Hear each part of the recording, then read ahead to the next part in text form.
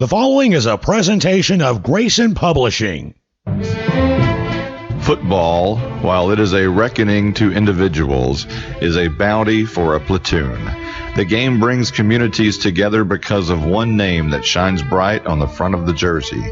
The spirit of team colors, mascots, cheerleaders, and all that comes with the strange fascination that we have with the warrior-spirited game pumps life into a community.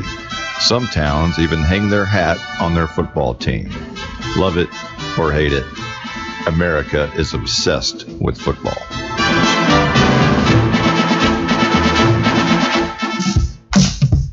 Grisham to the 30, to the 25, barrels over a defender.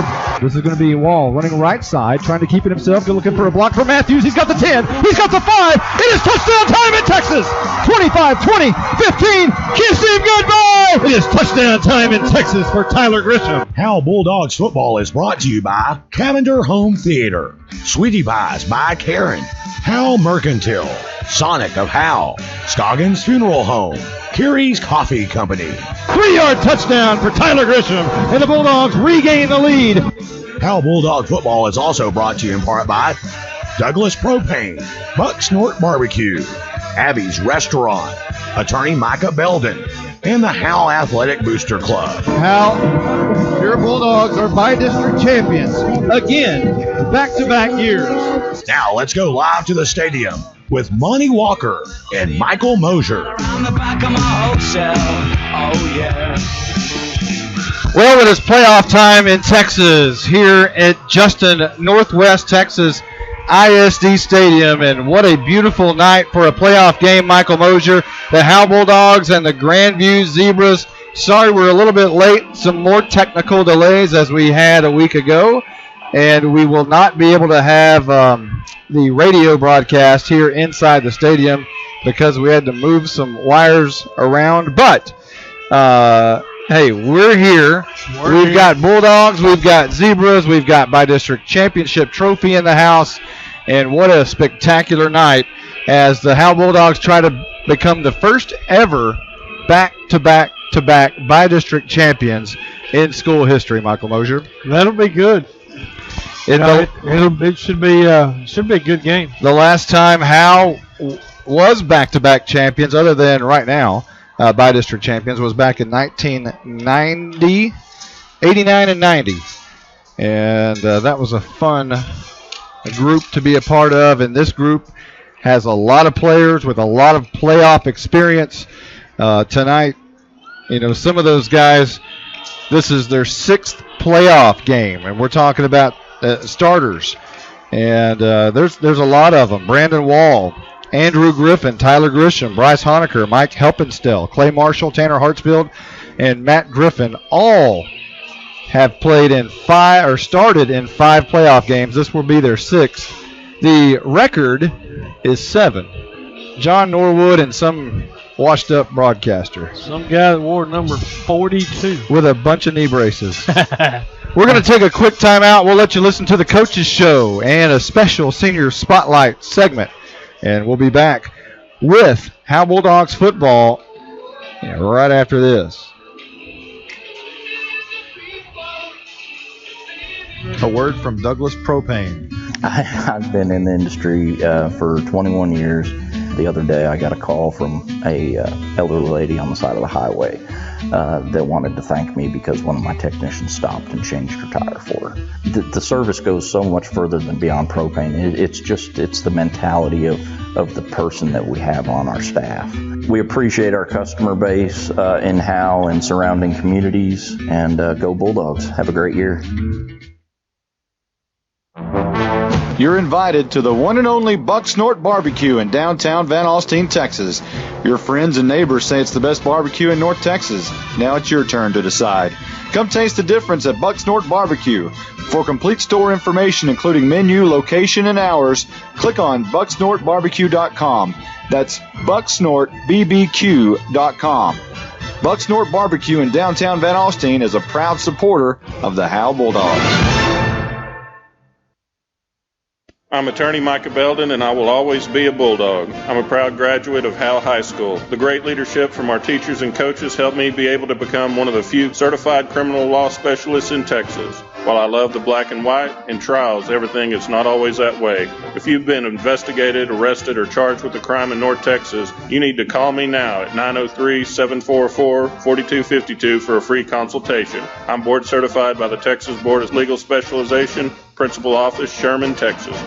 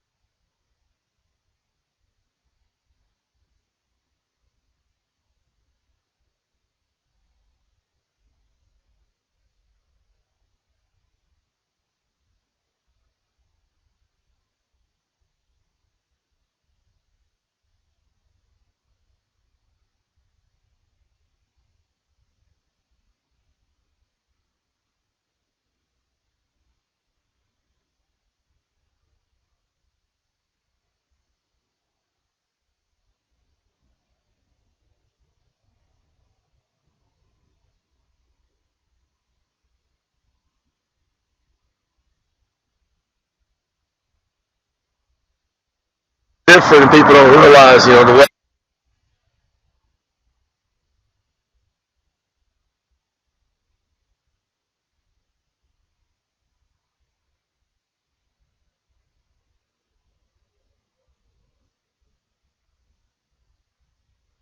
throws everybody off, and it was kind of, we threw the center off one time, threw the guard off.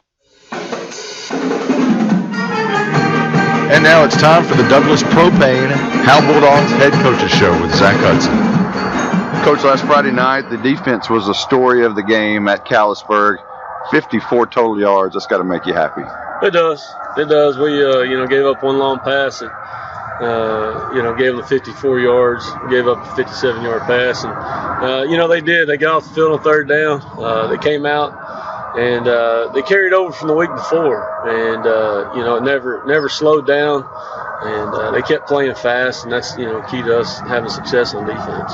You had an injury at quarterback early in the game. Mason Riggs stepped in and filled in nicely. Talk about his performance. It's one of those things that our quarterback doesn't take a lot of shots or anything. Kind of just took a weird hit and hurt his shoulder a little bit. And, Mason steps in, he takes our second team reps from day one. And so he stepped in and did what he was supposed to do.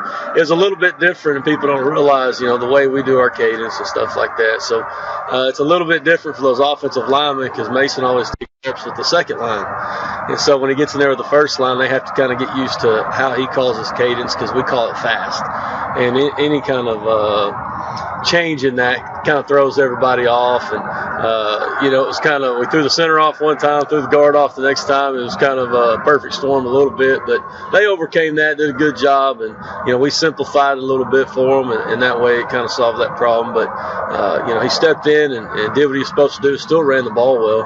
And, he's a threat. And if he's a quarterback or a running back. And so having that threat on the field is still something that other people have to respect. Offensively, you did what you needed to do and what you always do, seemingly, and that's take time off the clock and run a lot of plays.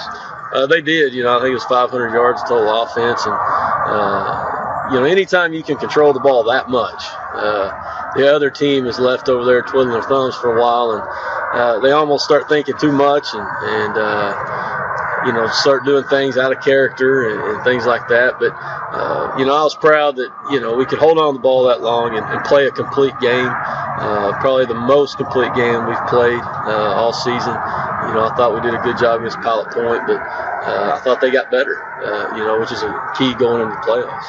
Let's take a quick timeout, and we'll hear from Douglas Propane. We had a little leak. We kept smelling, my wife and I kept smelling gas, and we walked into the house. Called my plumber, and he said, well, you need to call your propane company because they handle that. So I gave Douglas a call. They immediately sent Barry out, and Barry brought out some sophisticated little devices to check for if there was any gas in the house. And sure enough, he found two places. He tightened those up, which was really the plumber's responsibility anyway. he installed those. But they got that fixed up. Since then, we haven't had any problems at all. So I just enjoy doing business with them because they were here when they said they would be here, and they've done everything they said they'd do. So it was a pleasure doing business with them. Coach, now we're in the playoffs, by-district championship game tonight. Is there any change in demeanor with you and the coaching staff for these kids when you get into the playoffs? There's no change. I'm not a big change guy that, every time you turn around, you got, because it's district, you got to change what you're doing and all that. We're going to practice the way we practice and do what we do. And, the kids even turn around and ask me, why does it feel different this year? And I said, well, it's different this year because everybody expects it this year. Where in the past couple of years it was kind of a celebration to get in the playoffs and do well. I said, but this year it's expected, and you have to go in there with that mentality that we expect to win. And coming off a 7-3 season like we are, and playing the schedule we did, it's pretty respectful. So the kids have done a great job. And, we work like we always work. At the end of the game, we even signed off the broadcast saying, we'll see you Thursday night at Ron Poe Stadium. Then some crazy things happened, and Whitesboro ended up beating Pottsboro, and lo and behold, we're headed to Justin Northwest to play Grandview. You've had, a chance to look at them, and what are you going to see from Grandview? Well, you're going to see they got some very good athletes off the edge and a very good running back. And they do a good job of getting the ball outside offensively. They try to get the ball outside and get you running sideways, and then they run the ball right up the middle. And, we have to do a good job of playing our defense the way it's supposed to be played. And if you get one guy out of position, they're going to hurt you because they got the athletes to do that. Defensively, they run a 3-3 stack, which in some cases can hold up well against what we do. Now, they've never seen what we do. They haven't played anybody that does what we do or anywhere close to it. So, hopefully we have that advantage, on offense, that they haven't seen that. They're going to have to get used to that at game speed. And then, of course, while we're on defense, we face people that do what they do, but at the same time, I don't think we face anybody with that many weapons out there. So, and it's different. Pottsboro's biggest weapon was their quarterback and one receiver. Their biggest weapons are, 3 receivers and a running back. And so it's different how they play the game a little bit to somebody like Pottsboro. But, we have to play defense the way it's designed to play. And again, on offense, we got to hang on to the football. And they're not used to playing people to hang on to the football. And if we can put together a couple of 5-6 minute drives and get off the field on defense every once in a while, it's going to be a great game. How important will it be tonight to look up in the stands and for the kids to be able to see the stands full and at full throat? Well, I think the kids, they feed off the support. And you can tell, you can sense it. It's nothing that, even as coaches, you turn around and look at. It's something you sense. And, if you took away the cheerleaders and the band from a football game, and I've had it happen one time during a hurricane, it's the most boringest game you've ever been to. And it's just there's something about football because so many people are involved in creating the atmosphere. There's not that many people involved in playing the game, but creating the atmosphere, there's so many people involved. And when you take that into account, it takes everybody, and it takes a community to support those kids, and it's the community that supports the school. And you can sense that, and there's no better feeling to walk out of a tunnel and, the stands in an uproar, and, you get to kick off with everybody standing and cheering, and they sense that. And there's nothing you can say or do to replace that.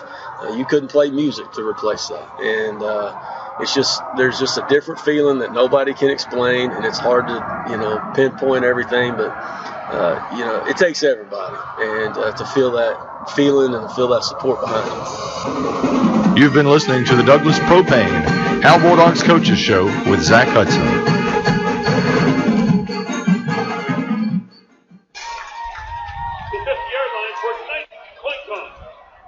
Representing the Bulldogs from Howe, number 2, Copper Acton. Number 3, Welcome back, as the Bulldogs have now taken they've actually gone through the tunnel. They're on the sidelines, and the coin toss is about to happen. The looks like the captains are out on the field. It'll be Cooper Akins. Or actually, boy, that's a long way down there. Andrew Griffin, Cooper Akins, Tyler Grisham, and Tanner Hartsfield.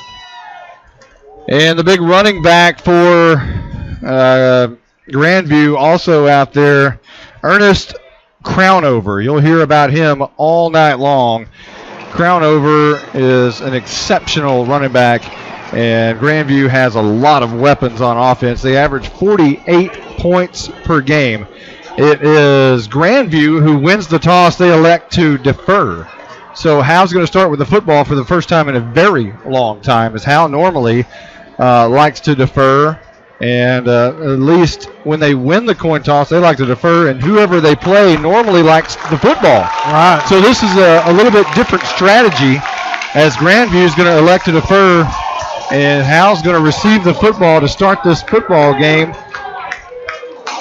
here at Northwest ISD Stadium. It's a $19.5 million stadium constructed back in 2005. Pepsi paid for 40% of it. It's a 9,000 seating complex, and they have 2 level press boxes, 3 film decks, 2 merchandise stores, 4 full-service concession stands, and it is the original Astro Play surface from 2005 and the original scoreboard from 2005, which has closed-circuit television replay of this football game.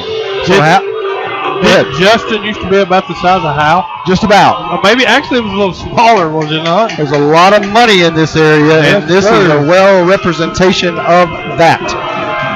Very, very nice stadium. Yeah, because you got TMS in the background over there. So. Well, I will say this. We are so far up here. It's been 11 years since I've done a game at this stadium. I did one of the very first games ever played here, and I had forgotten how far down it is from up here in the sky, and I've got my binoculars out. This is going to be a fake the onside kick, and now a pooch kick down to the right side. Fair catch called for by Jaden Matthews, and the Bulldogs will start from their own 34-yard line, I believe is where they'll spot it. So Howe starts at their own 34 to begin this football game. Moving right to left, Howe in black tops, white pants. Grandview, white tops, black pants. Just the opposite. Man in motion is Masters. Handoff right side. Matthews met at the line of scrimmage, 1 yard up to the 35-yard line.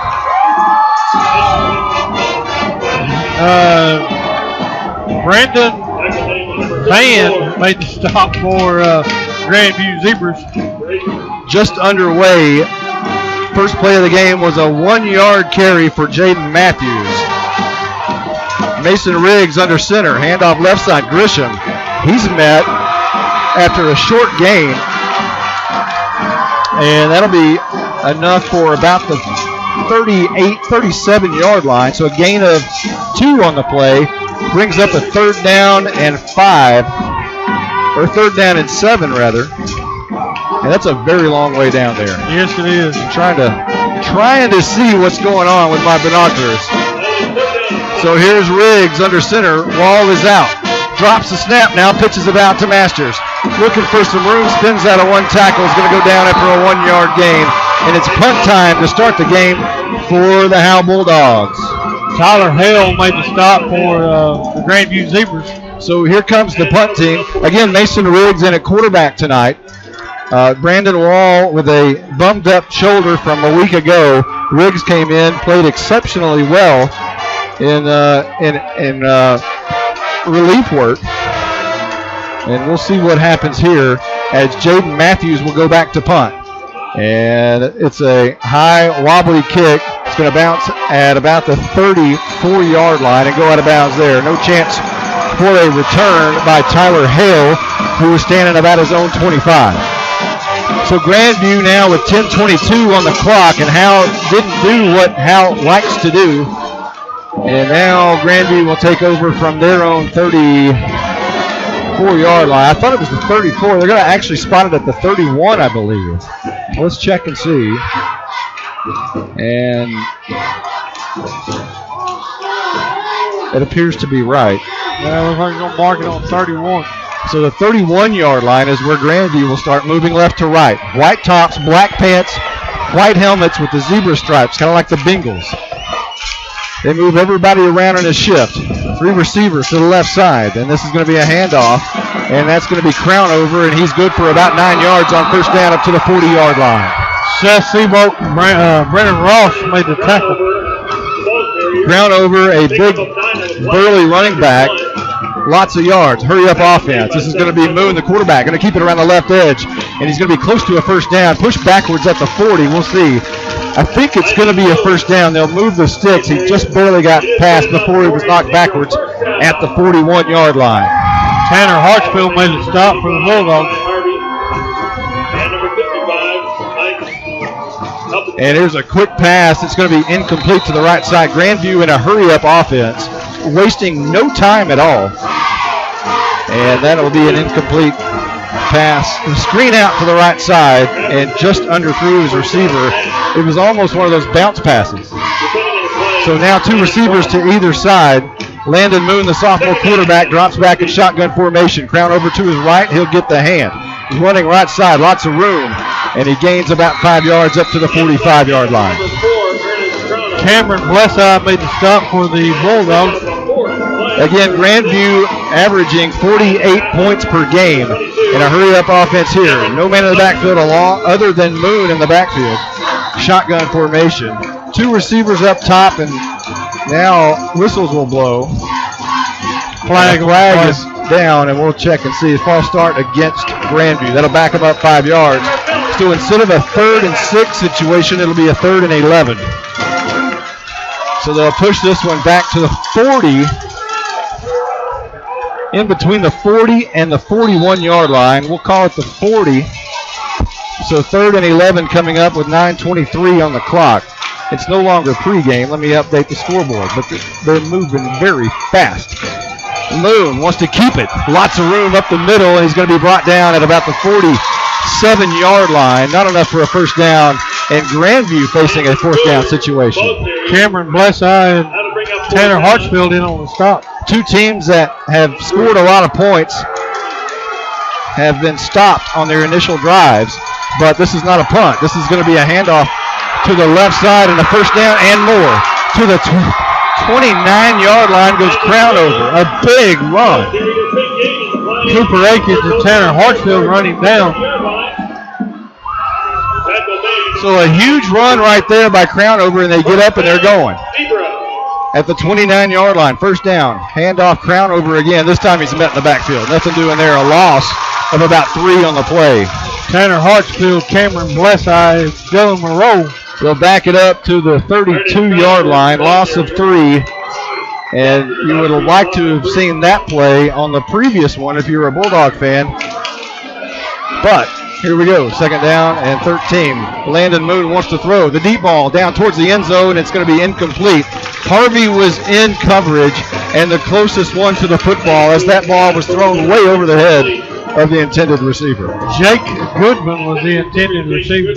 8:15 on the first quarter clock. No score here at Northwest ISD Stadium.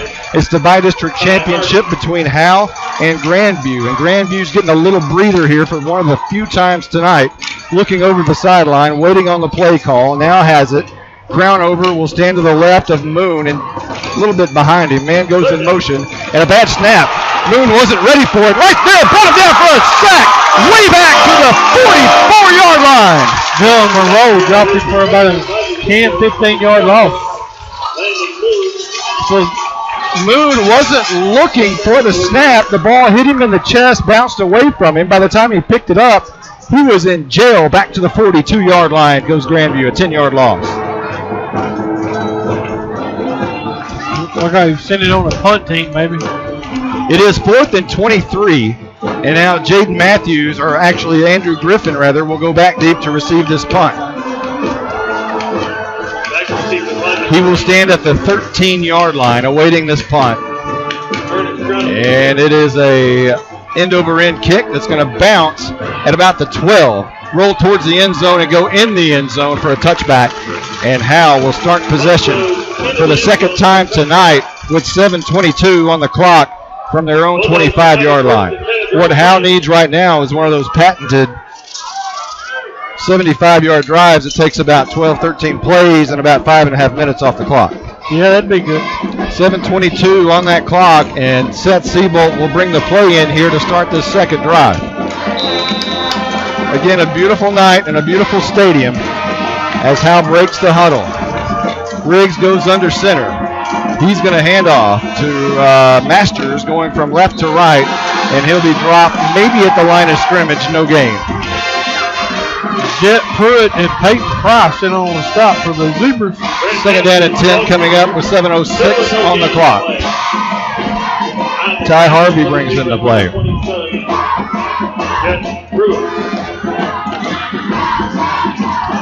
Matthews in the backfield with two slots. Man in motion as Masters. He's coming near side looking for a block. He's got some room. He's got 20. He's got the 25 up to the 30 and is drug out of bounds at the 32-yard line. A first down for Howe. Keandrick Rollison in on the stop. 7-yard gain for the Bulldogs as that will push them for their first down of the night. Or actually, yes, that's their first down of the night.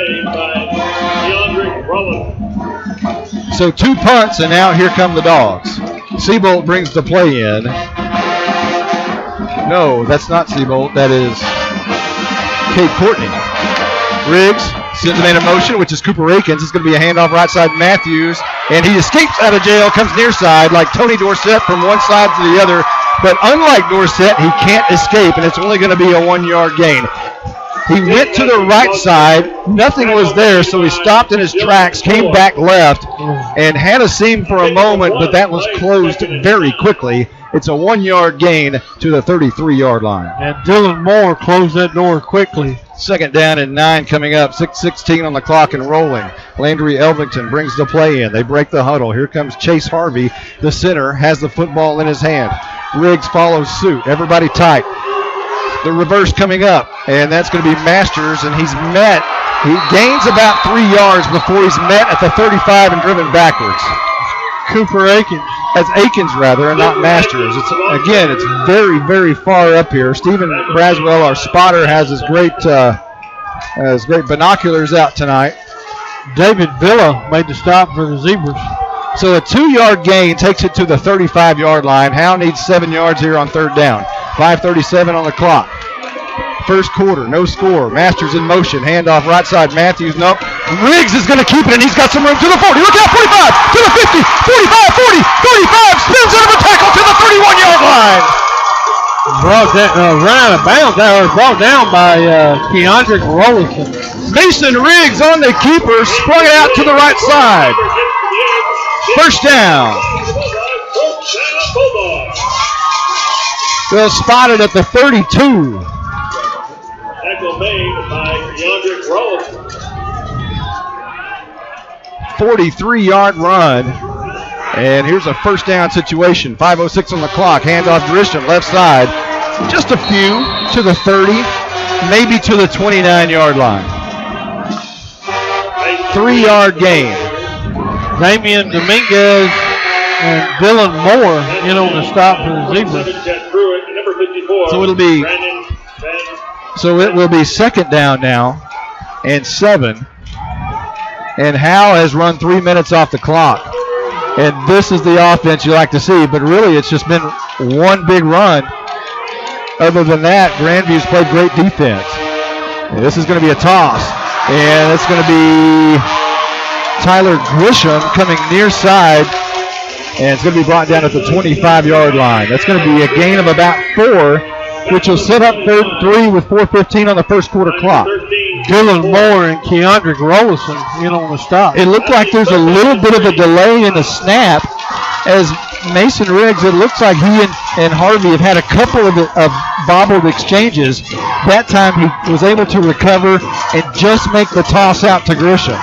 So third and 3, here we go, under 4 minutes. Riggs will hand off Grisham again, left side, barrels over one defender, not enough for a first down. It's going to be short though. Ball rests at the 23-yard line, a gain of 2, but you need 1. 4th and 1 and Riverboat Gambler time here in Texas. 3:39 on the first quarter clock, no score at this point.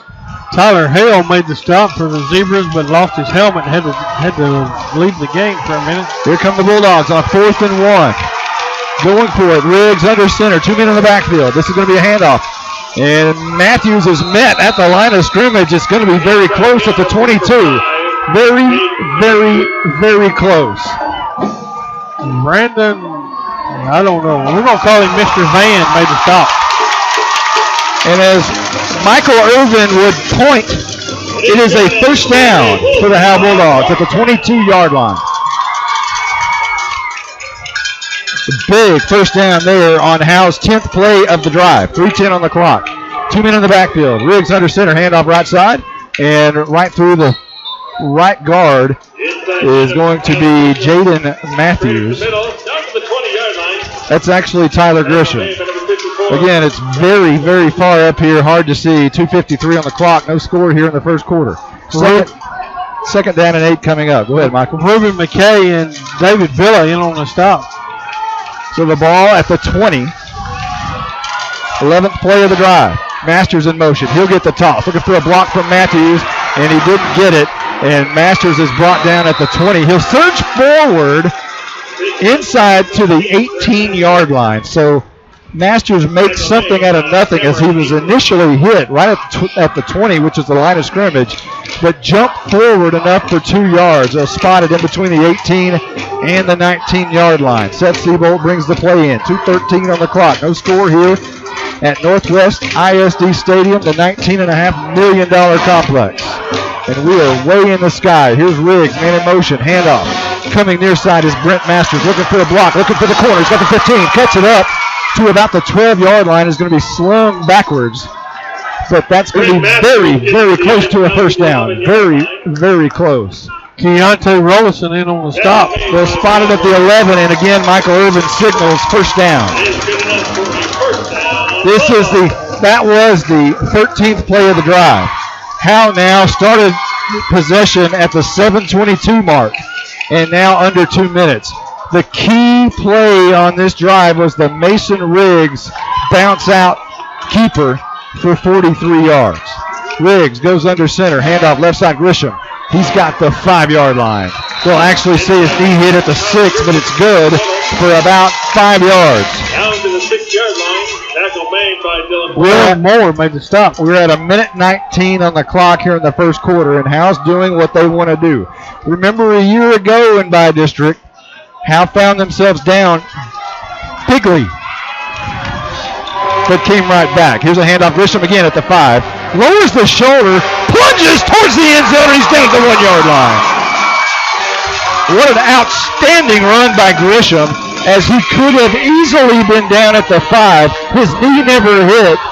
His toes grabbed the surface and kept pushing and plunged his way to the 1. Under a minute. Here come the Bulldogs. First and goal from the 1. Woods, handoff, Grisham, left side, he's in. It is touchdown time in Texas.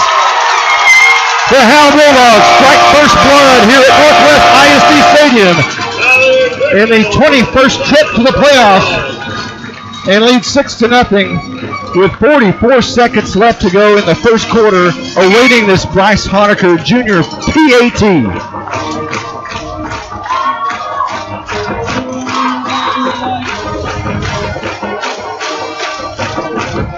Honaker on to boot this one through. It is, I can't even see the ball, we're so high.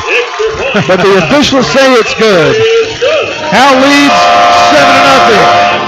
7-0. We'll be back right after this timeout here at Northwest ISD Stadium. The Howe Bulldogs lead. We'll be back.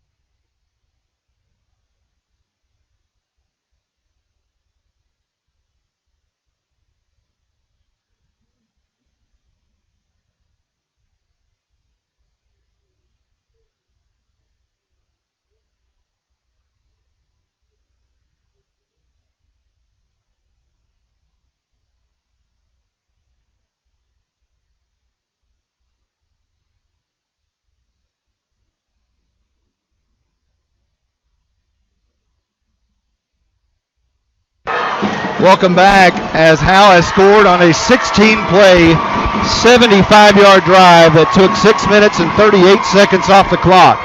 Here's a Honaker pooch kick, onside kick, and it's going to be recovered and down at the 44-yard line. And that's where Grandview will take over from their own 44. And it's going to be on the recovery for Grandview will be Cole Cannon, the freshman. And that's a big freshman. That's a big freshman. He's big. Let's see, 42 seconds on the clock. 42.9 to be exact. First and 10, Grandview from their own 49-yard line, moving left to right from our vantage point. Moon on the screen pass, swing out left. He's got some room, and on the catch for Grandview is going to be Jake Goodman, and he'll make about a 9-yard gain up to the 46-yard line into Howe territory. Run out of bounds by Kai Harvey. So as you can hear the PA, 2nd down and 1 coming up. This is a handoff, Crown over, lots of room, cuts up to the 40, inside the 40 to the 39-yard line. First down, Grandview Zebras. Seabolt did on the stop for the Bulldogs. And now Moon back in shotgun. Handoff, Crown over again, right side. Dives forward for about 3. Andrew Griffin. They'll spot the ball at the 37-yard line, so give him 2. And now trying to get the play off under 10 seconds. Last play of the first quarter, and I think that is going to be the last play. Now Moon with 2 seconds on the clock. Looks for it, wants it, gets it, and the officials say no, didn't get it off in time. That's the end of the first quarter. Howe leads 7-0 on a back-breaking 16-play, 75-yard drive. When we come back, it'll be the second quarter.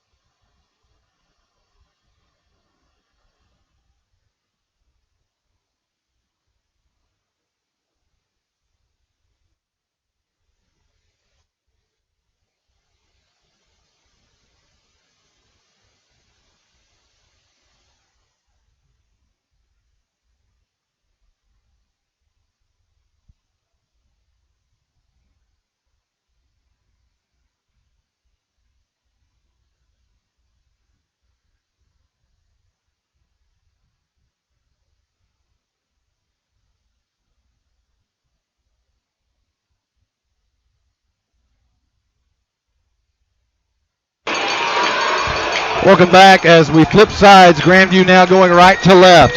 In the second quarter, Howe leading 7-0. If you just joined us, Howe had a 16-play, 75-yard drive. The sparker was the Mason Riggs run. Here's a handoff. Crownview met at the line of scrimmage. Now bounces out. He's got a first down inside the 30 to the 29-yard line. Dylan Monroe and Cameron Busseye in on the stop. Crownover is extremely hard to tackle. He's a junior, and we don't have heights and weights, but he is a big kid. And Moon, the quarterback, throws a screen pass out near side. And in jail in traffic, Ty Harvey brings down the receiver, which was Cameron English. And that'll be basically no gain. They'll spot it back at the 28-yard line. Yeah, that's a big kid if you can see him from up here and see how big he is. Moon, handoff from the slot going right to left, and that's English again. But the Bulldogs play outstanding technique going from side to side lateral motion, and Tanner Hartsfield will bring him down for a loss of 1 on the slot reverse. So 3rd down and 11 coming up as the ball now spotted at the 29-yard line. Moon in shotgun formation, Crown over to his right. Now they stop and look for the play. And Crownover will now move to the left side of Landon Moon. Moon wants to throw right side. Now can't find anybody. Flushed out of the pocket, coming near side. Now wants to throw deep down the left side. And it's going to be knocked away by Cooper Akins. A great play at the 1-yard line. Akins made great coverage. Was right there in front of the ball. Knocked it down with his right hand. And it's 4th down for Grandview. 4th and 11 with 10:35 left to go here in the second. our spotter, Stephen Braswell, keeping a good eye out, said Moon got hammered by J.P. Queen on the stack. 4th down and 11, and now trips to either side. And now whistles will blow before this one can get underway, and I believe a timeout may have been called by the head coach, and we will check and see, and I think that's the case. We'll take 1-2. Howe Bulldog football will continue after this.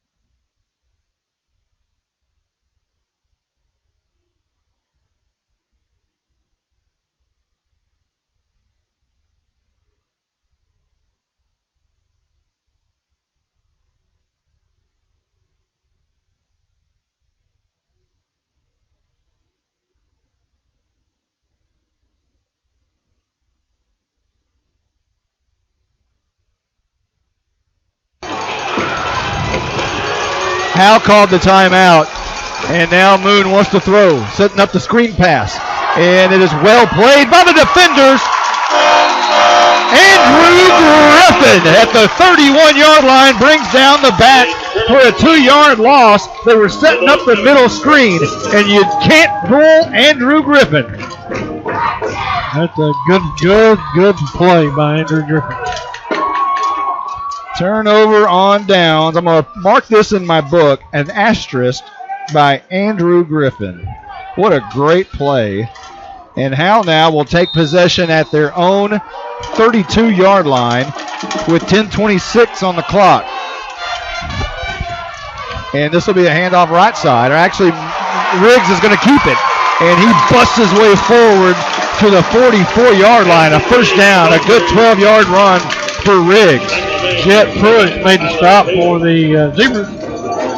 They'll spot it at the 45. So give him 13 yards on first down for Riggs there. And a new set of downs. Left to right goes Howe now. Black tops, white pants, black helmets. 10:08 on the second quarter clock. Everybody to the line of scrimmage. 2 men in the backfield. And this will be a handoff to the first man through Matthews. He squirts through. Still going past the 45 and moving the pile to the 41-yard line. Matthews just, once he gets going, it's really hard to bring him down. And a lot of times he just carries people with him. And a new set of downs here as they'll spot the ball at the 40 inside Grandview territory. So a good 15-yard run there for Jaden Matthews.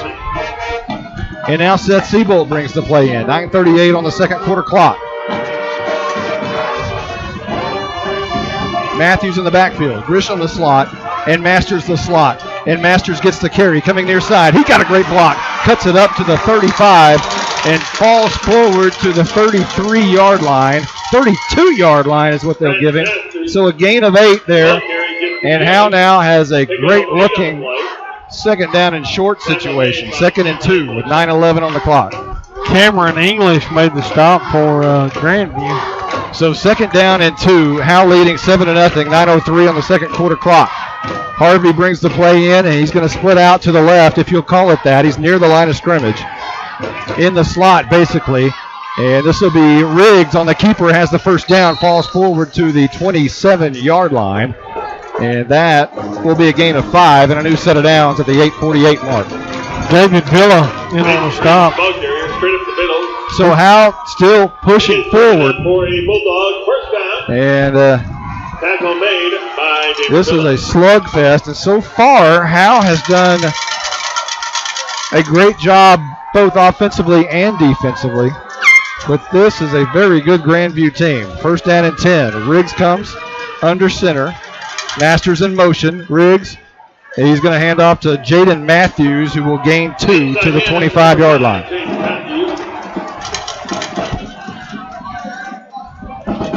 Brandon Van made the stop for Grandview. And number 13, Dylan Moore. So now Ty Harvey comes back into the game. He and Seth Siebold have been basically rotating the plays in and out of the game. And this time it's Ty Harvey's turn. 2nd down and 8 coming up. Riggs goes under center. Masters in motion. He gets the hand. Looking for a block from Matthews. And he lowers his shoulder and gains about 2, maybe 3 yards to the 22-yard line, giving 3 yards on the 7th play of the drive. Keontae Rollison made the stop. Honaker warming up just in case there's a field goal opportunity for him. He is kicking the ball into the net right now, as if he had to kick at this very moment, it would be roughly a 39-yarder. Probably 40. Riggs is going to keep it around the right side. He's got the 20, got the 15-yard line, and another 1st down. Cameron English in on the stop. So Riggs carries it for 7 there, as he basically fakes the end-around reverse to Masters and keeps it, and goes around the right edge, found a crease, picked up 7 and a new set of downs as we're under 7 minutes here in the 2nd quarter. Now he goes back under center, man in motion, and this is going to be a handoff coming from left to right, Tyler Grisham, and he will fall forward to the 11. And Grisham, for a moment, didn't think he was down. He was bear crawling, didn't think his knee hit, so he kept kind of crawling towards the end zone. But the officials blow the whistle and say he's down at the 11-yard line on the 9th play of the drive. Cameron English replaced, he moved out to Keondrick Rolson's spot, who he left the field after that hard hit from Tyler Grisham. Harvey's been at center for quite a while, waiting on everybody else to come to the line of scrimmage. Now they do. 2nd down and 6 coming up. Handoff. Matthews over left guard, and he will shoot down to the 8-yard line, which is going to be short of a 1st down. Gain of 3, and we are under the 6-minute mark here in the 2nd. 7-0, Howe leading. Peyton Price made the stop for the Zebras. Bulldogs knocking on the door right here on a 3rd and 3. Again, if Honaker had to kick it from here, it would be a 30-yarder. Ball near the right hash. Heading left to right are the Bulldogs knocking on the door. Riggs, handoff, left side. Matthews has the 5, has the 4, has the 3. And a 1st down. David Villa in on the stop. 12th play of the drive coming up as they spot the ball at the 3. 5:32 on the clock. As now, is there a flag? Yes, right at the goal line. After the play, unsportsmanlike conduct. Defense number 2. Okay, after the play, unsportsmanlike conduct on the defense, which is Grandview. It'll be half the distance to the goal, which is only about a yard. So make it the 2-yard line, and that's where Howe is. And now Cade Courtney will bring the play in, the junior. And Howe with a 1st and goal from the 2. 5:26 on the clock. Riggs under center. Handoff right side. Matthews, he's in. It is touchdown time in Texas again for the Howe Bulldogs as they extend the lead 13-0 with 5:22 on the clock here in the 2nd quarter at Northwest ISD Stadium in the Bi-District Championship.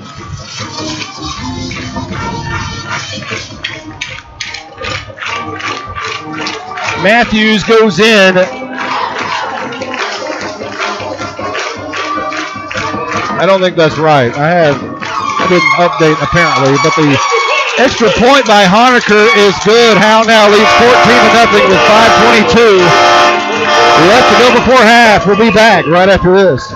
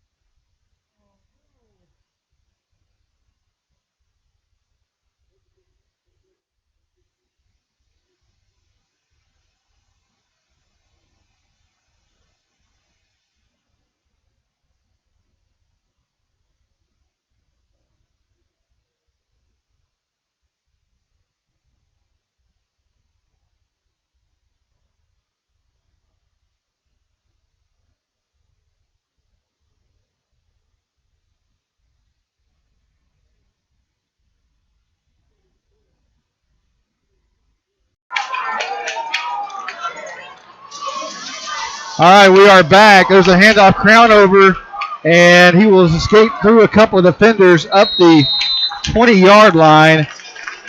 And what we missed while we were gone is Landon Moon had the ball go over his head. And now it's a 3rd down and 19. Landon Moon throws it out right side. It's going to be caught and dropped down immediately actually for a very short gain, which will set up a 4th down and a punt to the 27-yard line. Brennan Ross in on the coverage. 4th down play. They called it an incomplete pass. 4:28 on the clock. This drive started at 5:22. And we'll recap the drive for you a moment ago after Howe scored. And here's the punt. It is a high, straight-up kick. And will be taken at about the 50-yard line by Howe and Andrew Griffin, rather. So Howe now, let's catch you back up to speed as Howe takes it at 4:19 at the 50. Howe punched it in on a 1-yard touchdown by Jaden Matthews, and it capped off a 12-play, 68-yard drive by Howe. It took 5 minutes and 21 seconds off the clock. Howe extended their lead now to 14-0, and we have 4:19 left to go before the half. And now Howe has the ball back after forcing a 3-and-out. And now whistles will fly before this one can get underway. Usually this is against the offense, and we'll check and see, and I bet it is. False start against Howe, back it up 5 yards. They'll start from their 45 now instead of the midfield stripe. So we're going to have to monitor here.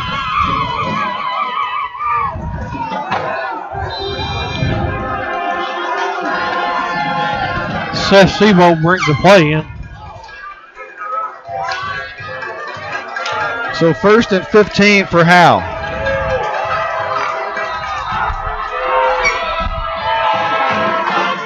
And this will be a handoff coming near side. Masters trying to get the corner, now cuts it up. Not going to get a whole lot there, up to the 47-yard line, maybe a gain of 2.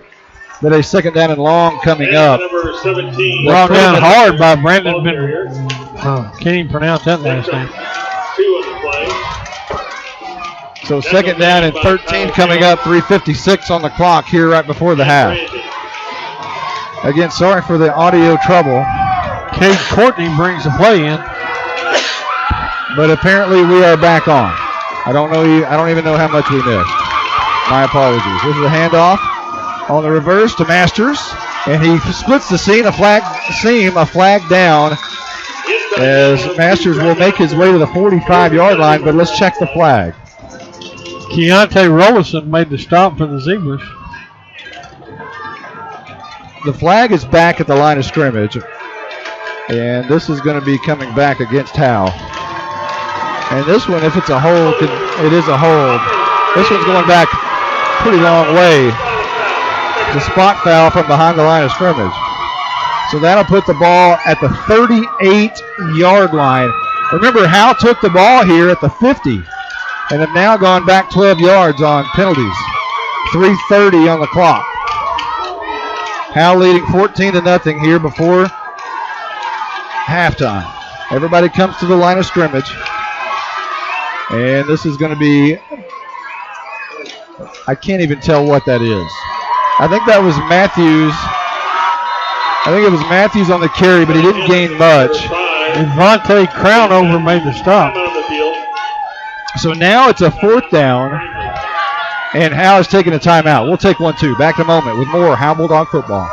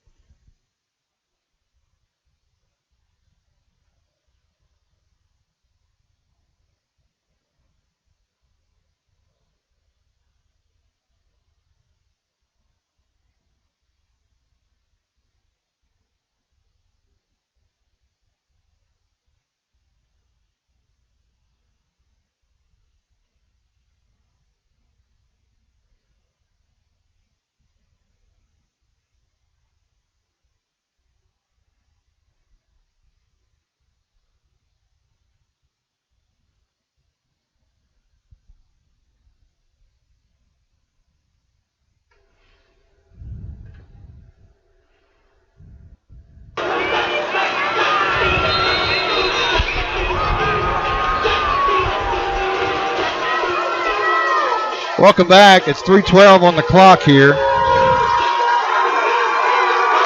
And it is a 3rd and 23. Man in motion.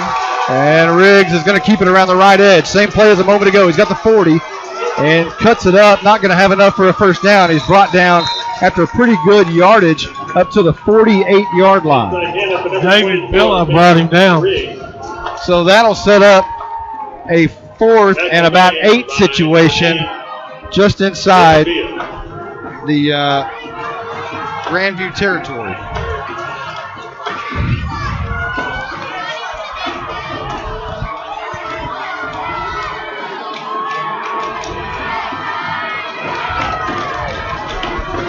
And here's the punt by Matthews. This is going to be a wobbly one. Going to be taken at about the 12-yard line, and that's where Grandview will start on this possession from their own 12 with 2:26. Ball was down by Andrew Griffin. So they'll actually say the ball spotted at the 14. So give Grandview the ball at the 14.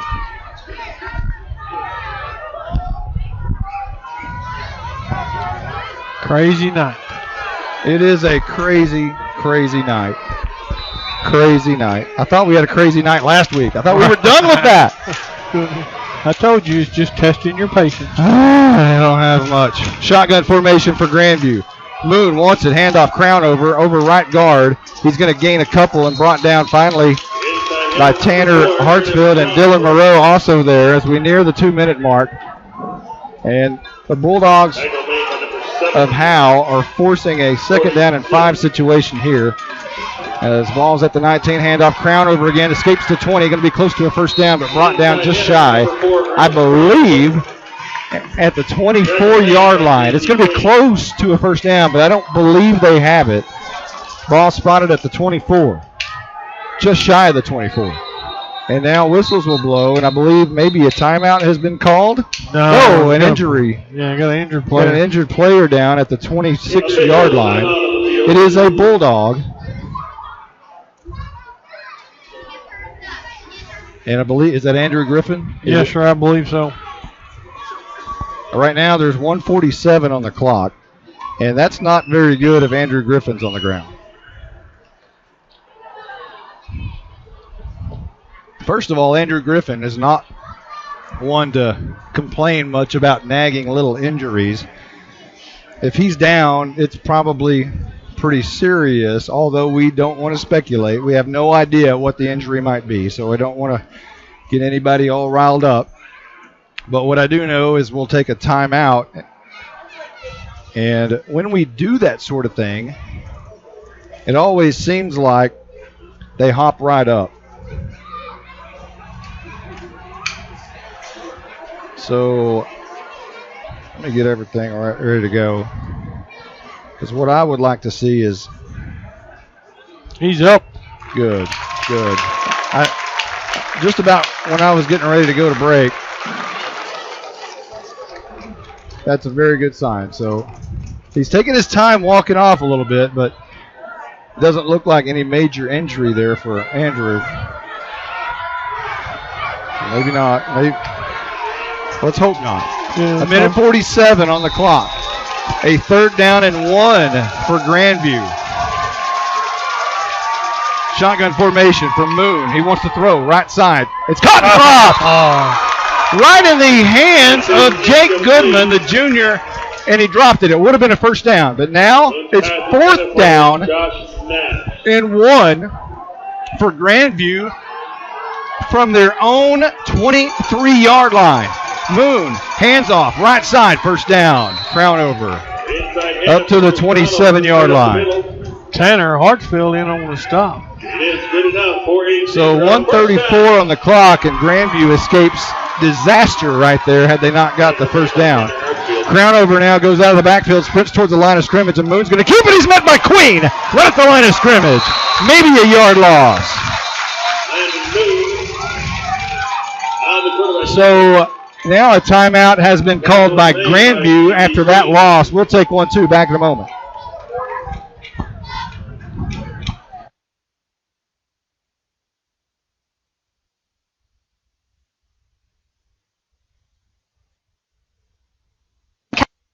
Carrie's Coffee Company serves the highest quality organic coffee and espresso drinks like cafe mocha, caramel macchiato, and cappuccino, plus iced coffee frappes with your favorite flavor. Visit Carrie's Coffee Company in downtown Van Alstyne next to the post office, Monday through Friday, 6 a.m. to noon, and Saturday, 7 a.m. to noon. Abby's Restaurant is family owned and run. They have the cure for all your home cooking cravings. Chicken fried steak, loaded baked potato, bacon patty melt, grilled chicken salad, cheese fries, jalapeno stuffed peppers, and more. Don't forget to save room for that cheesecake and cobbler with ice cream. We know you're going to love the food and the service. Abby's Restaurant in downtown Howe. Give them a call, 903-487-8860. Abby's Restaurant. Welcome back, as this is going to be a halfback pass thrown out right. It's going to be caught for a first down, I believe, at the 38-yard line. Very close to a first down. Andrew Griffin made the stop. That's good to see. However, it is a first down. They'll spot the ball at the 38.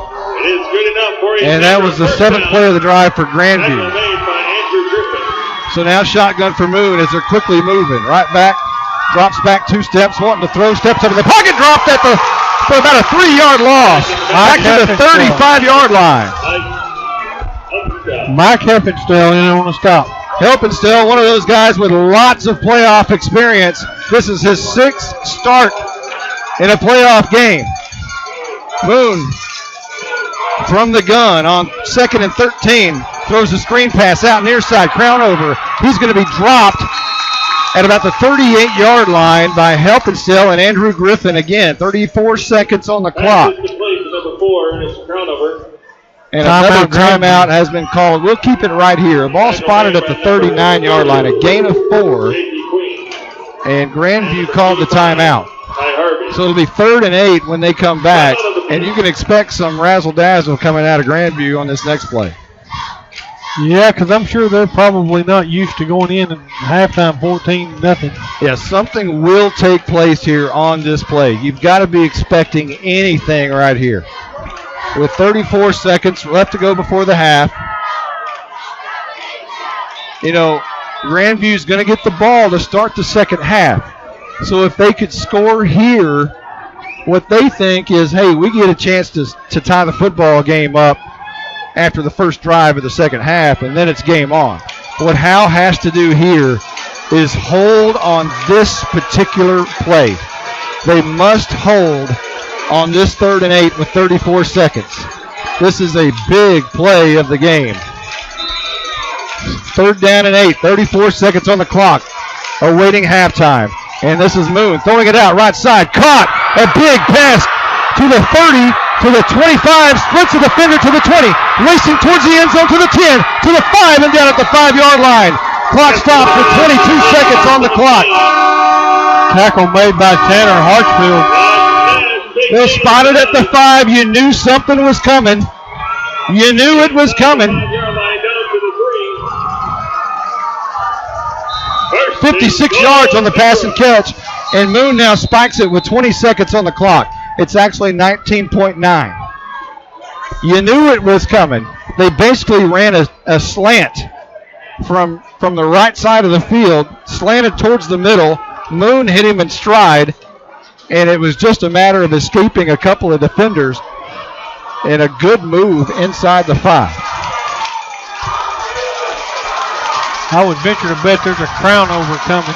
12th play of the drive, and now either Howe or Grandview jumped offside. There was contact at the line of scrimmage. Howe made contact, but was he drawn offside? He was drawn offside. It's against Grandview. So that'll push him back. That's huge. That is huge. Back to the 9-yard line, and a heads-up play by Zach Daniels. If the offensive lineman flinched, Daniels just punished him, knocked him backwards. A great heads-up play right there by Daniels. 19.9 seconds on the clock. Second down and goal from the 9. Landon Moon checked out. Shotgun formation. His Crownover. His Crownover gets this direct snap, and he breaks out of a tackle, trying to spin out of another one to the 8-yard line, to the 9, to the 5-yard line. Down right there. 9 seconds and rolling. 8, 7, 6. Grandview trying to get up. And they spike the ball with 2.6 seconds left to go before the half. At the 6-yard line. Yeah. Moon checked out. Cranover moved over to the Wildcat. And he got the direct snap, ran towards the left tackle, was trapped, looked like it was going to be a big loss, but then Crownover got out of it. Moon checked back in. So the quarterback, sophomore quarterback Moon, will come back into the game in a more traditional offense. 2.6 seconds on the clock. They tried a little trickery there. And there's 2 receivers up top. There are 2 down at the bottom now. Crownover in the backfield. To the left side of Moon, who wants to throw right side. Taking his time. Now he's going to run for it up the middle, and he's brought down at the 2-yard line. The half is over, and Howe has the lead, 14-0 here at Northwest ISD Stadium. Andrew Griffin on the tackle. We'll be back after this.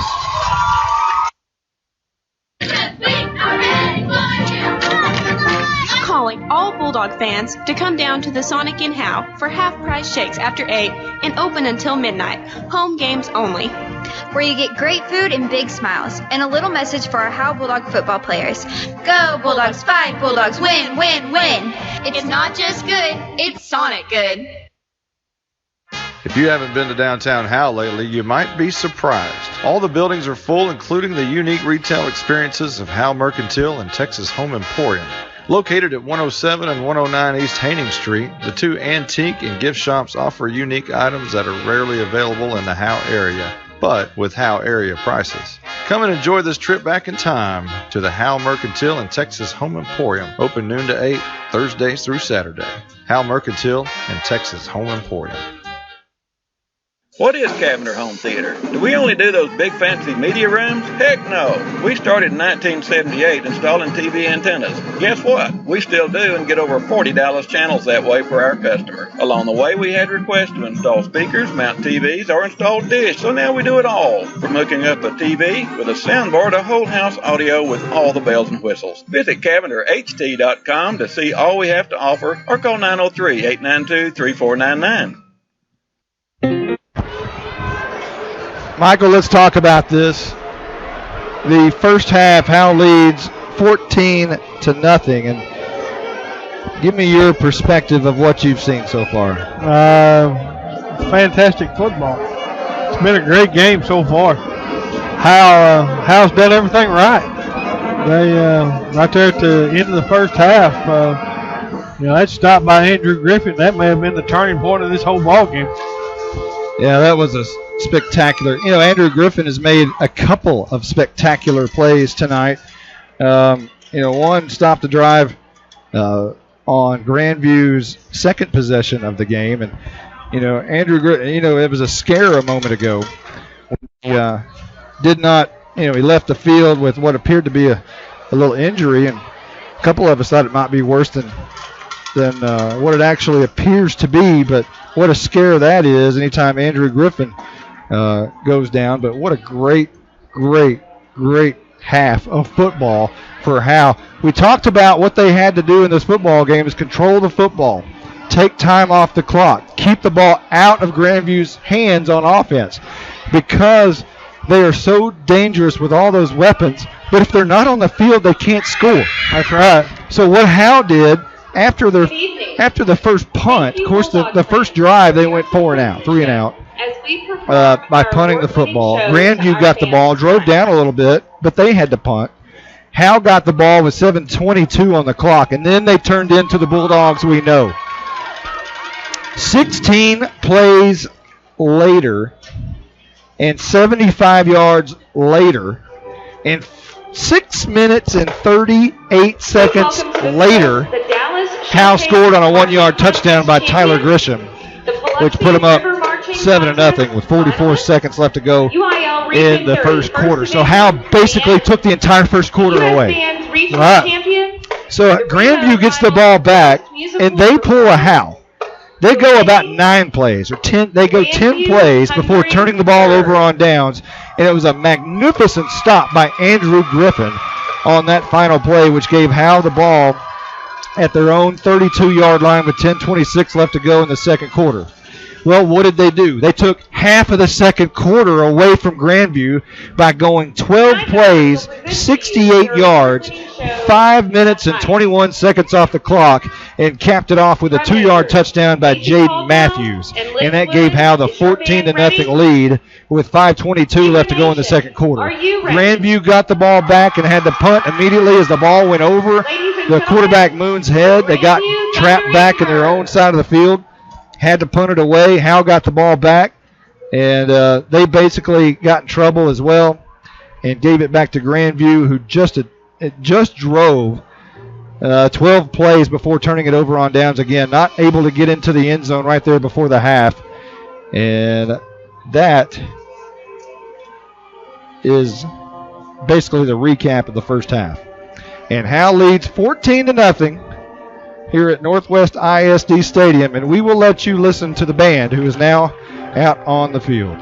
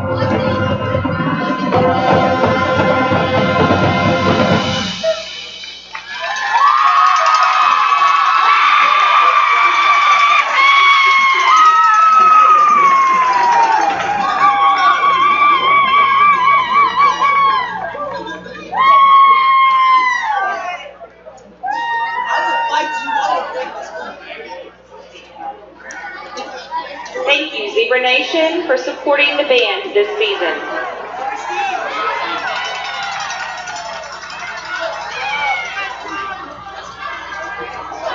Let's give another hand for the Zebra Nation.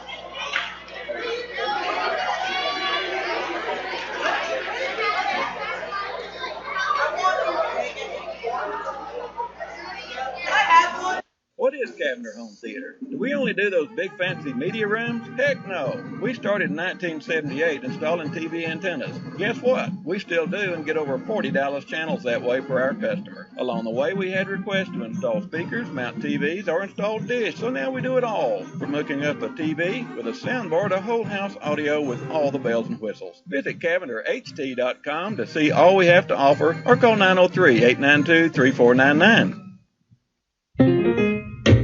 Think back to the best fried pies you've ever had. It won't compare to Sweetie Pies in Van Alstyne.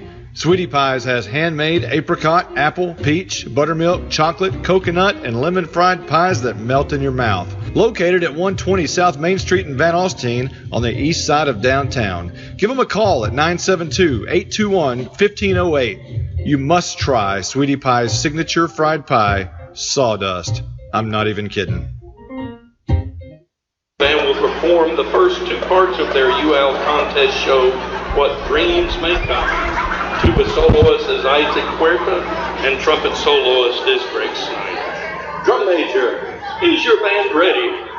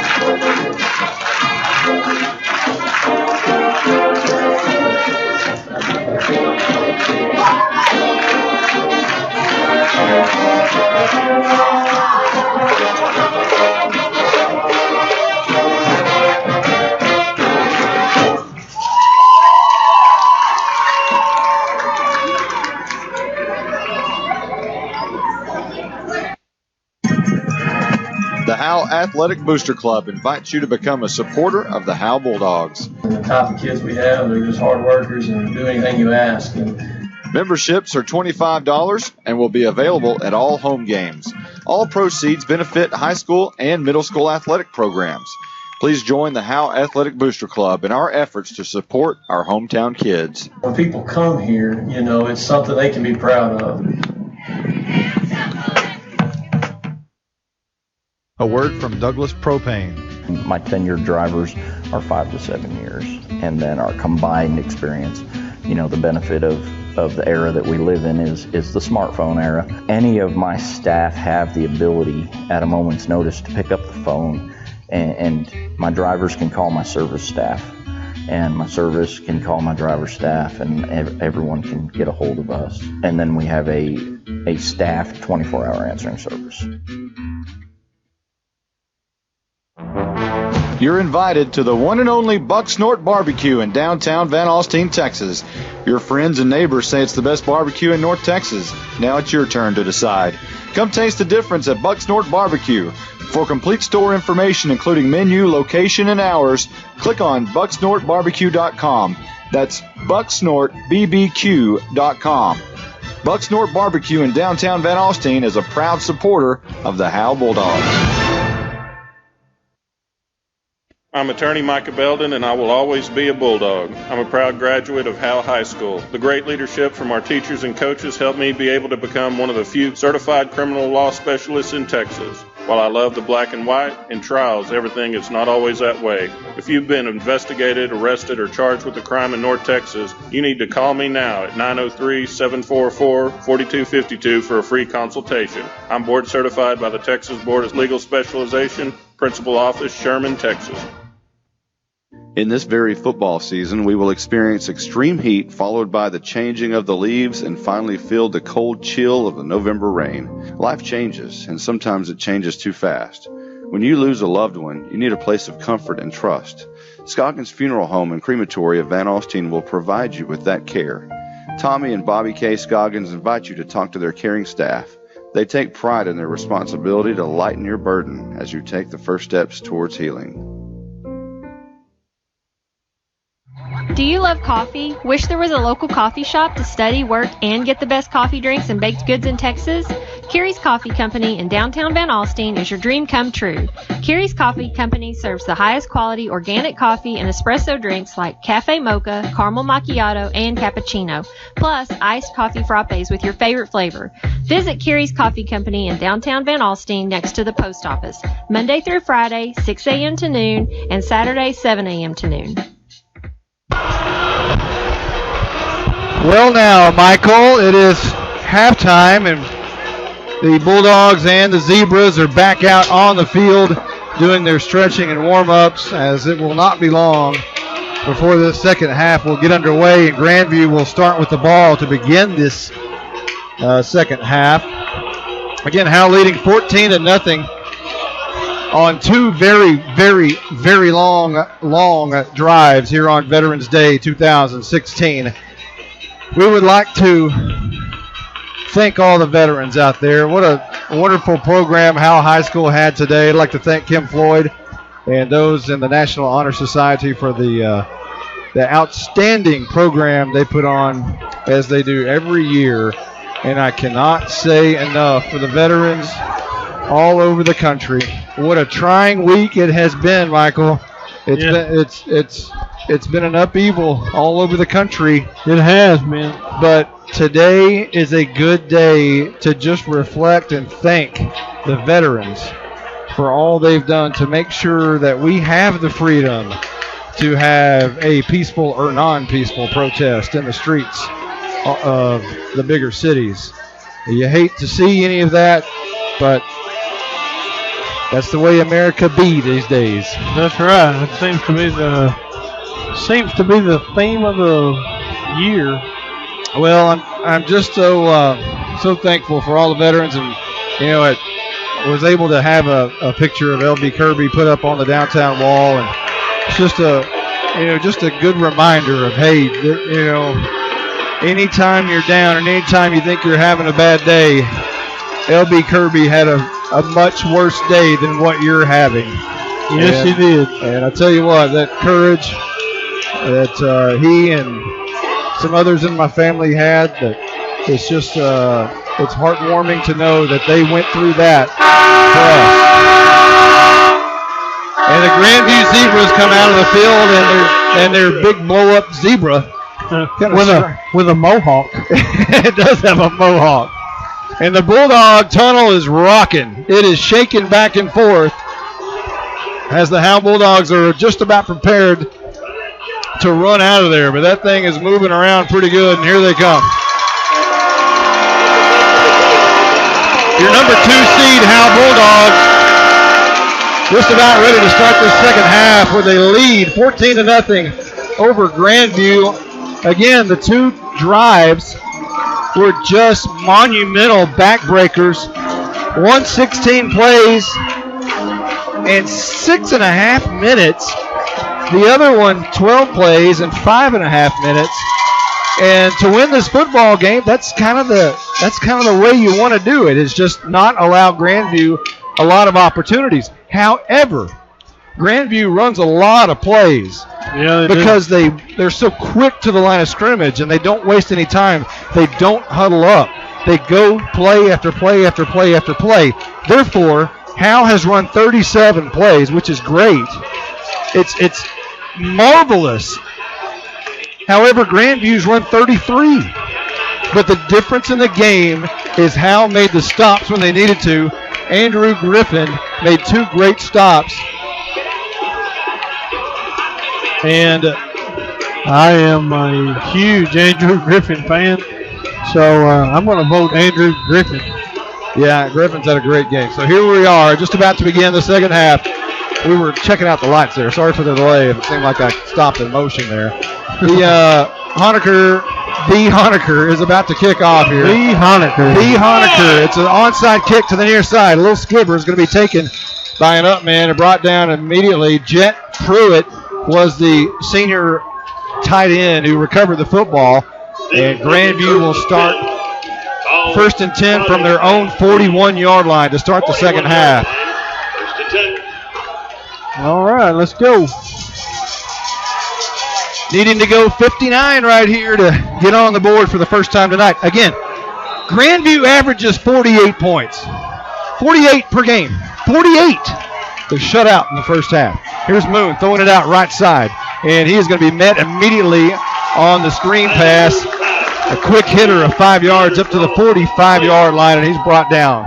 Brennan Ross, Dylan Moreau, Seth Seabolt, Andrew Griffin. 4 yards on the play to the catch, pass and catch to Keandrick Rollison. Shotgun, Moon, handoff to Crownover. Lots of room left side, close to a first down at midfield. J.P. Queen in on the stop. Now the Grandview now going left to right here in the third quarter. White jerseys, black pants, white zebra helmets. It's a white helmet with zebra stripes. Here's a handoff, Crownover, this time right side, first down to the 45-yard line. Andrew Griffin, Dylan Moreau in on the stop. So now it's Crownover on the past 2 plays, gaining 5 and 5. And another first down, 11:02 on the clock, third quarter just underway. Moon looks over to the side, wants to play, gets it, shotgun formation. Crownover to his left. He's going to throw it this time, right side. And it's going to be Rollison who makes the catch, but again, he's dropped immediately. A 2-yard gain on a screen pass. And now Coach Hudson is really upset. Apparently, the ball was on the turf. Something happened there where the Howe coaches thought that either Howe came up with the ball or it was incomplete. Well, Andrew Griffin come up with it, but I'm not sure what happened. Ball's on the 43-yard line. Screen out the other way, and this time it is on the turf, but again, the receiver was able to bobble it and bring it back in, and that time on the reception was Josh Nash, but he made the catch and was in trouble and lost 4 yards back to the 48-yard line. Seth Seabolt and Ty Harvey. So now Moon in shotgun, drops back 2 steps, looks across the middle, fires it across the middle. It's going to be caught for a first down. And Rollison spins forward out of a tackle and now inside to the 29-yard line. So that was a lot like the play that they nearly scored on right before the half. Just a slant from right to left across the middle. Tanner Hartsfield and Andrew Griffin in on the stop. Ball at the 28-yard line, 1st and 10. Crownover on the carry, out left side, bounces it out, going to be met at the 25-yard line. Gain of 3, brought down by Harvey. This Grandview offense is quick. They are very quick, 9:36 on the clock. 14-0 Howe in the lead here in the 3rd quarter. This is going to be a handoff. Crownover met at the line of scrimmage, but breaks out of it. Surges forward to the 23-yard line, a gain of about 1. Andrew Griffin and J.P. Queen in on the stop. So now a 3rd and 5 coming up for Grandview very quickly. Moon in the gun.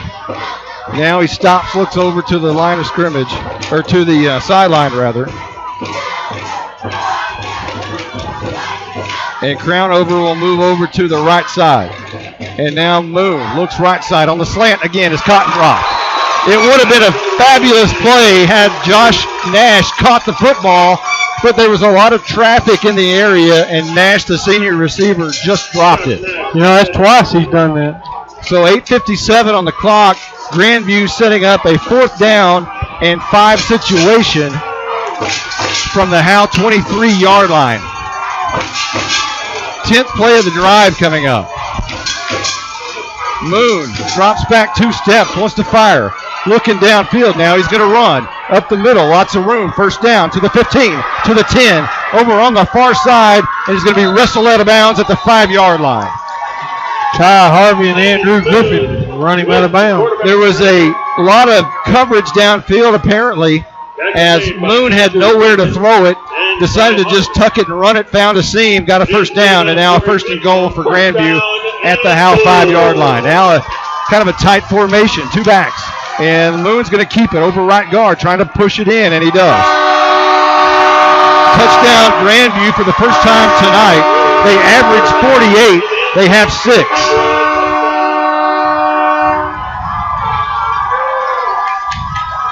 That's one of them horns that you can walk away from. They got remote control. 11 plays and 59 yards on the drive.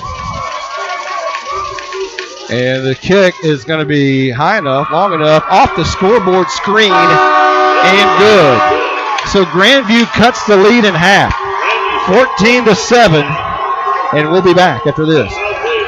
Abby's Restaurant is family owned and run. They have the cure for all your home cooking cravings. Chicken fried steak, loaded baked potato, bacon patty melt, grilled chicken salad, cheese fries, jalapeno stuffed peppers, and more. Don't forget to save room for that cheesecake and cobbler with ice cream. We know you're going to love the food and the service. Abby's Restaurant in downtown Howe. Give them a call, 903-487-8860. Abby's Restaurant.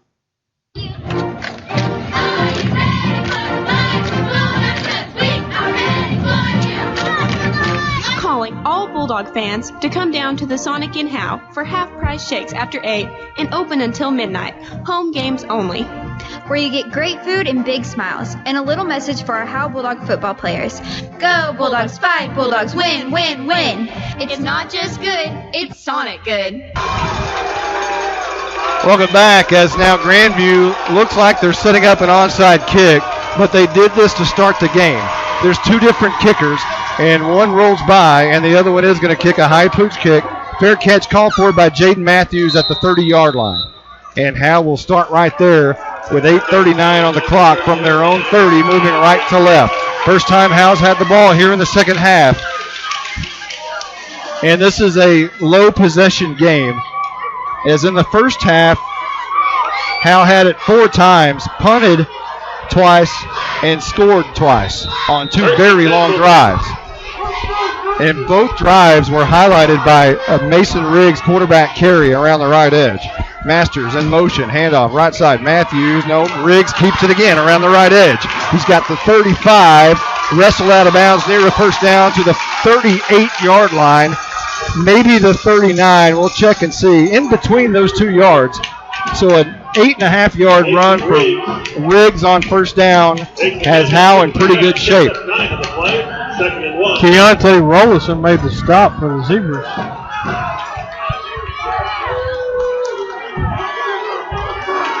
Here come the Dogs after Seth Seabolt brings in the play. 2nd down and 1.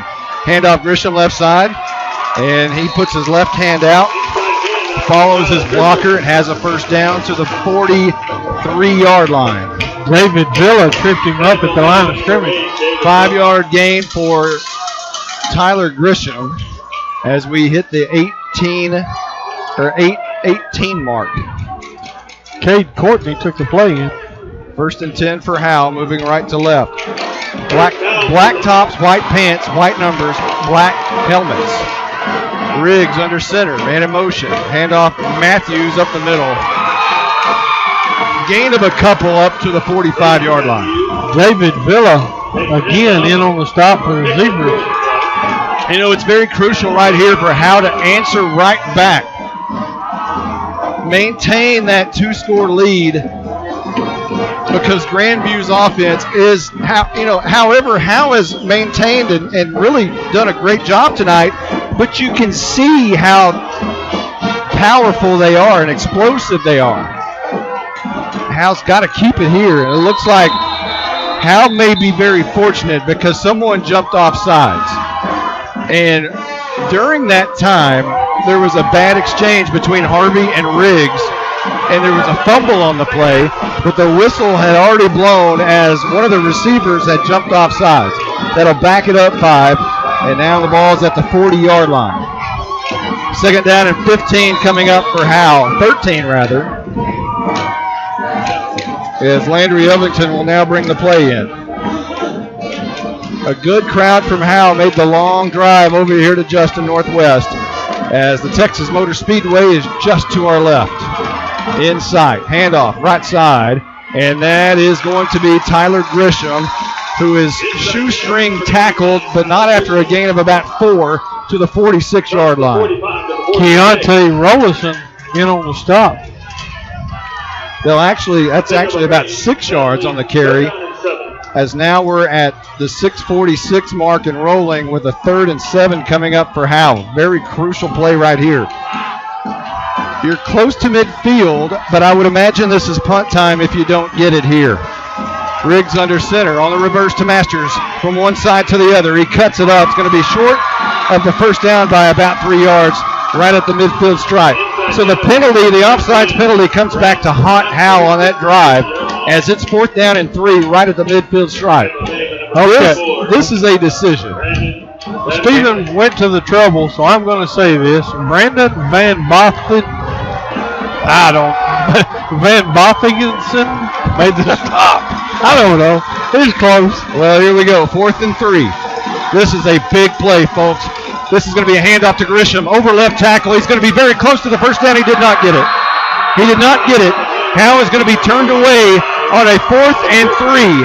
Grandview celebrating as if they have won the Super Bowl, as they are back into this game with a great stop at the 48-yard line.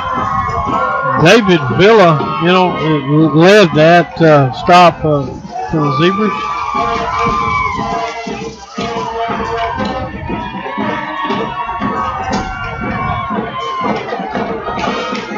So there's 5:53 on the clock, and Grandview has the ball at their own 48. And Moon throws the screen pass, and it's going to be caught in a gain of about 6 up to the 45-yard line. Ty Harvey and Cooper Akins in on the stop for the Bulldogs. And I believe on the catch there was Keondrick Rollison, and that'll be good for about 6 yards. And now Moon, he's going to run it again right up the middle. He's hit hard, brought down at the 45. So no gain, maybe a foot of a gain right there. And that will bring up a 3rd and 3. They'll move the ball, about the 45-yard line. 3rd and 3 coming up. 5:30 on the clock. And this is going to be Crown over on the carry. He's got the first down at the 41-yard line. J.P. Queen and Andrew Griffin in on the stop.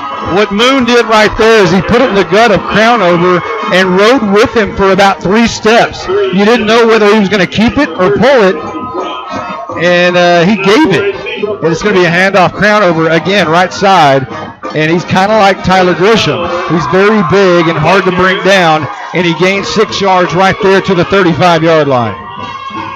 Seth Seabolt, J.P. Queen in on the stop. Grandview threatening to tie the game here at Howe's 35-yard line. 2nd down and 4 coming up. Man in motion is Nash, and this is going to be Moon on the screen pass, and it's the halfback pass down the field. They caught Howe napping. Touchdown Grandview. Crown overthrew it. Jake Goodman caught it wide open at the 5-yard line, and we had an extra point away from a tie ball game. Wow. Definitely caught Howe sleeping on that one. So here's the PAT, and it is nearly blocked, but it is high and good. And we have a brand new ball game at Northwest ISD Stadium, and we'll be right back right after this. If you haven't been to downtown Howe lately, you might be surprised. All the buildings are full, including the unique retail experiences of Howe Mercantile and Texas Home Emporium. Located at 107 and 109 East Haining Street, the 2 antique and gift shops offer unique items that are rarely available in the Howe area, but with Howe area prices. Come and enjoy this trip back in time to the Howe Mercantile and Texas Home Emporium, open noon to 8, Thursdays through Saturday. Howe Mercantile and Texas Home Emporium. In these days of fast-paced lives and fast-talking salespeople, it's nice to know you can still count on your local dish retailer, Cavender Home Theater, with folks right here in your area to tell you the honest truth. Dish simply costs less for the very same channels. For your home or business, Dish and Cavender's has it at a reasonable price with old-fashioned service. Call Cavender Home Theater at 903-892-3499 today and experience an expert who's happy to answer all your questions. Or go to CavenderTV.com. Do it now. One of these times, Grandview is going to onside kick it. You just know it's coming. 4:45 left in the third, and they will fake the onside here, and here comes the pooch kick. Going to be fair catch called for at the 37-yard line by Jaden Matthews, and Howe starts right there, needing 63 yards to go for the go-ahead points. Right now it's tied. 14-14, a brand new game with 4:45 left to go in the third. Again, the Zebras average 48 points per game, held to 14 so far. Howe shut them out in the first half. But the Dogs need to answer right back here. This is going to be Mason Riggs jumping over a defender, actually handed off to the first man through a great play fake there. And that's going to be Grisham. Tackled by David Billa. The ball goes out to the 42-yard line, a gain of 5. Grisham just about good for 5 almost every time he touches the ball. 2nd down and 5 coming up. Clock rolling at 4:23. Riggs goes under center, handoff again on the right side. Grisham not good for 5 here, maybe good for 1 at the 44. Call it a 2-yard gain, bringing up 3rd and 3. And a crucial 3rd and 3 again. The turnover on downs on 4th and 3, it is eerily similar to the Van Alstyne game. Yes, it is. 3rd and 3 right here. Everybody tight. It's going to be a handoff coming from right to left. Brent Masters not going to have enough for the first down, but going to be close. Holy moly, another 4th and 1. Keontre Rollison made the stop for Grandview. 3:32 and rolling on the third quarter clock, and we're facing another 4th and 1 on the Howe side of the field at the 46-yard line. Howe going for it again, trying to get 1 yard. Riggs under center, handoff. Matthews met at the line of scrimmage. I don't know if he got it again. It's going to be close. I think they're going to have to pull the chains here. It's going to be extremely close. Extremely close. Grandview pointing the other way as if they've turned them away. The coaching staff is turned the other way, is pointing in the other direction, and they're going to pull the chains here. Yeah, that was pretty close. You don't want to call. That's a call you don't want to blow right now. Boy, I tell you what. I think it's going to be. I'm not real sure. Stephen Braswell says it's going to be short, maybe by 3 inches. We'll see. It's going to be so close. It's definitely going to be close. And the game could hinge on these links of the chain. They are pulling it, stretching it, and it is a turnover on down. Grandview takes over at the Howe 48-yard line. That's a tough one right there. Man. I mean, that was inches. That was definitely inches. Stephen Braswell sticking with 3. So there's 3:11 on the clock here.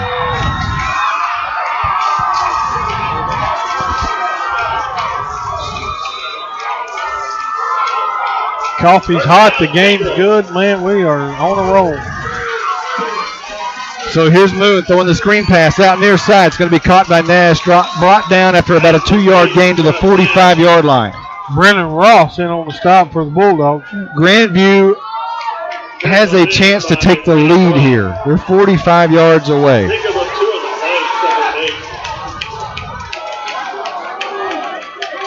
.249 on the clock here in the third quarter. 3 receivers up top. Moon looks that way, now comes near side. Nash has to go back for it. It's incomplete. At the 35-yard line, the ball was thrown just a little bit short. Nash dove back for it, but apparently the ball skipped the turf, and it's 3rd down and 8. Yeah, that was just a low line drive that got to the turf before he did. Clock stopped at 2:39. Game tied at 14. 3rd and 8. A big play here for Grandview. Howe's got to turn them away as Moon will go back in shotgun formation. Crown over has yet to touch the ball in this possession. He's not going to here. Moon wants to throw on the run, rolling out. Under pressure and throws it away. It's intercepted.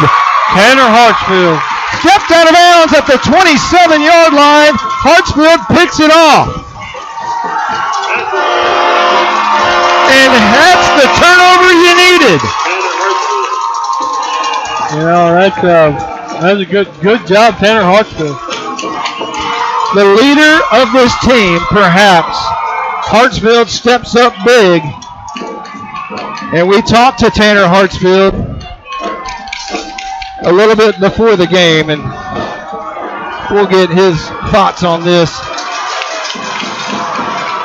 We'll let you listen to that. Ball at the 27-yard line, and not much doing there on first down.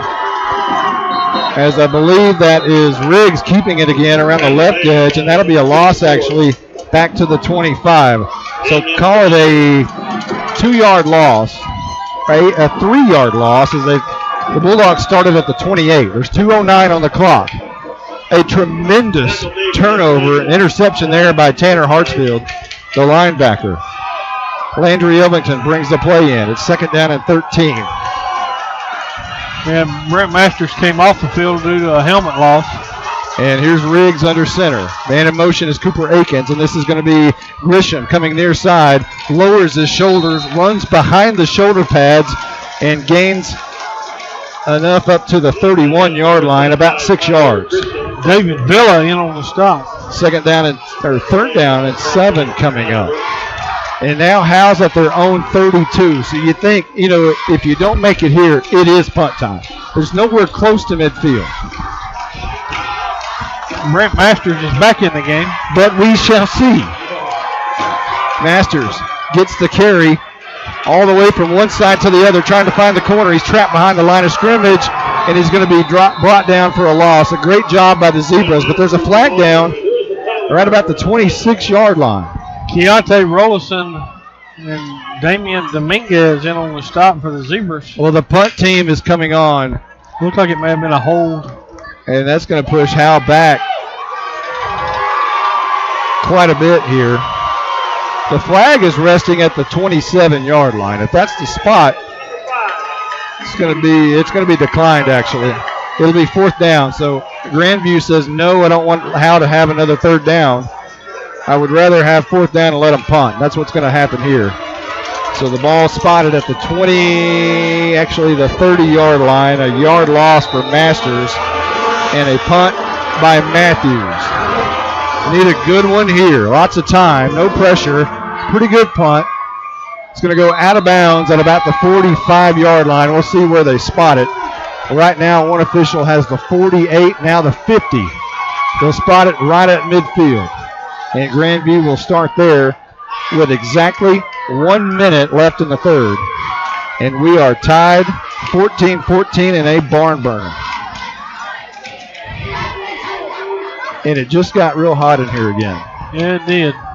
The AC went off. $19 million stadium and not much AC in here.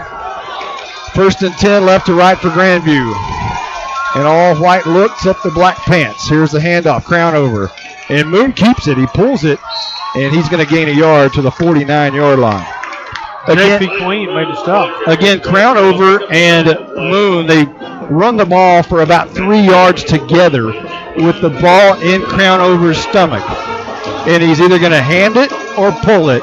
That time he pulled it. 2nd down and 9. Screen pass coming up. It's going to be caught at the 46 and brought down near a first down, but not enough at the 41-yard line.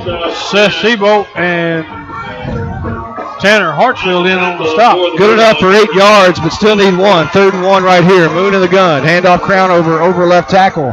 He's got some room. He's met after after getting 1 yard pass, the first down marker at the 39-yard line. A new set of downs for Grandview. Looks like we got a Grandview player down on the ground, possibly. There's 14 seconds on the field. The Grandview player is down. We will take a quick timeout. We'll be back after this.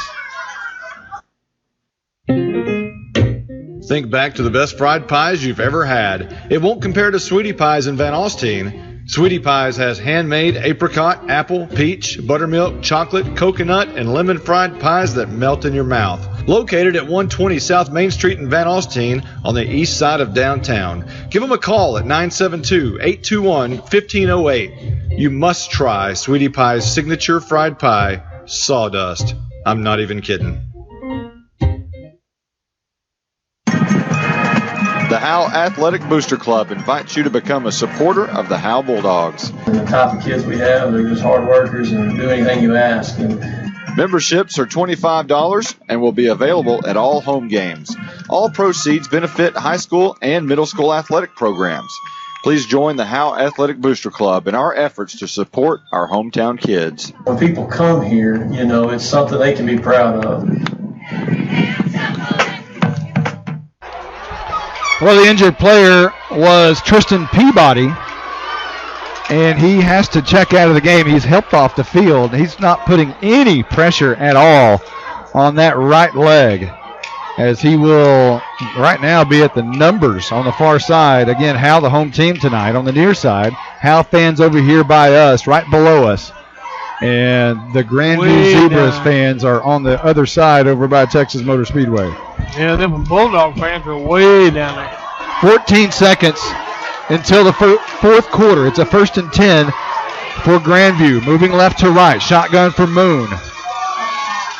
He wants it. He gets it. Drops back. 2 steps under pressure. Throws it across. It's going to be caught on the screen pass. Coming near side. Lots of room. Flag down at the 15. At the 10. Brought down by Ross at the 5-yard line. Flag down at the 38-yard line. We'll check it. And it appears this one might be coming back. They ran that slant from the other side, a little bubble screen, and this one's coming back. Great news for the Howe fans, as there's 0.1 second. 0.1. You can't get any closer to the fourth quarter than that. Looks like Cody Winsett is going to be the one they call for holding. So they're going to push this ball back to near midfield at the 49-yard line. 10-yard penalty of a hold, backs it up near midfield. Their drive started at the 50 with exactly a minute on the clock. And now they wind the clock, and obviously that .01 rolls off. And when we come back, it'll be the fourth quarter, and it's tied. Don't go anywhere.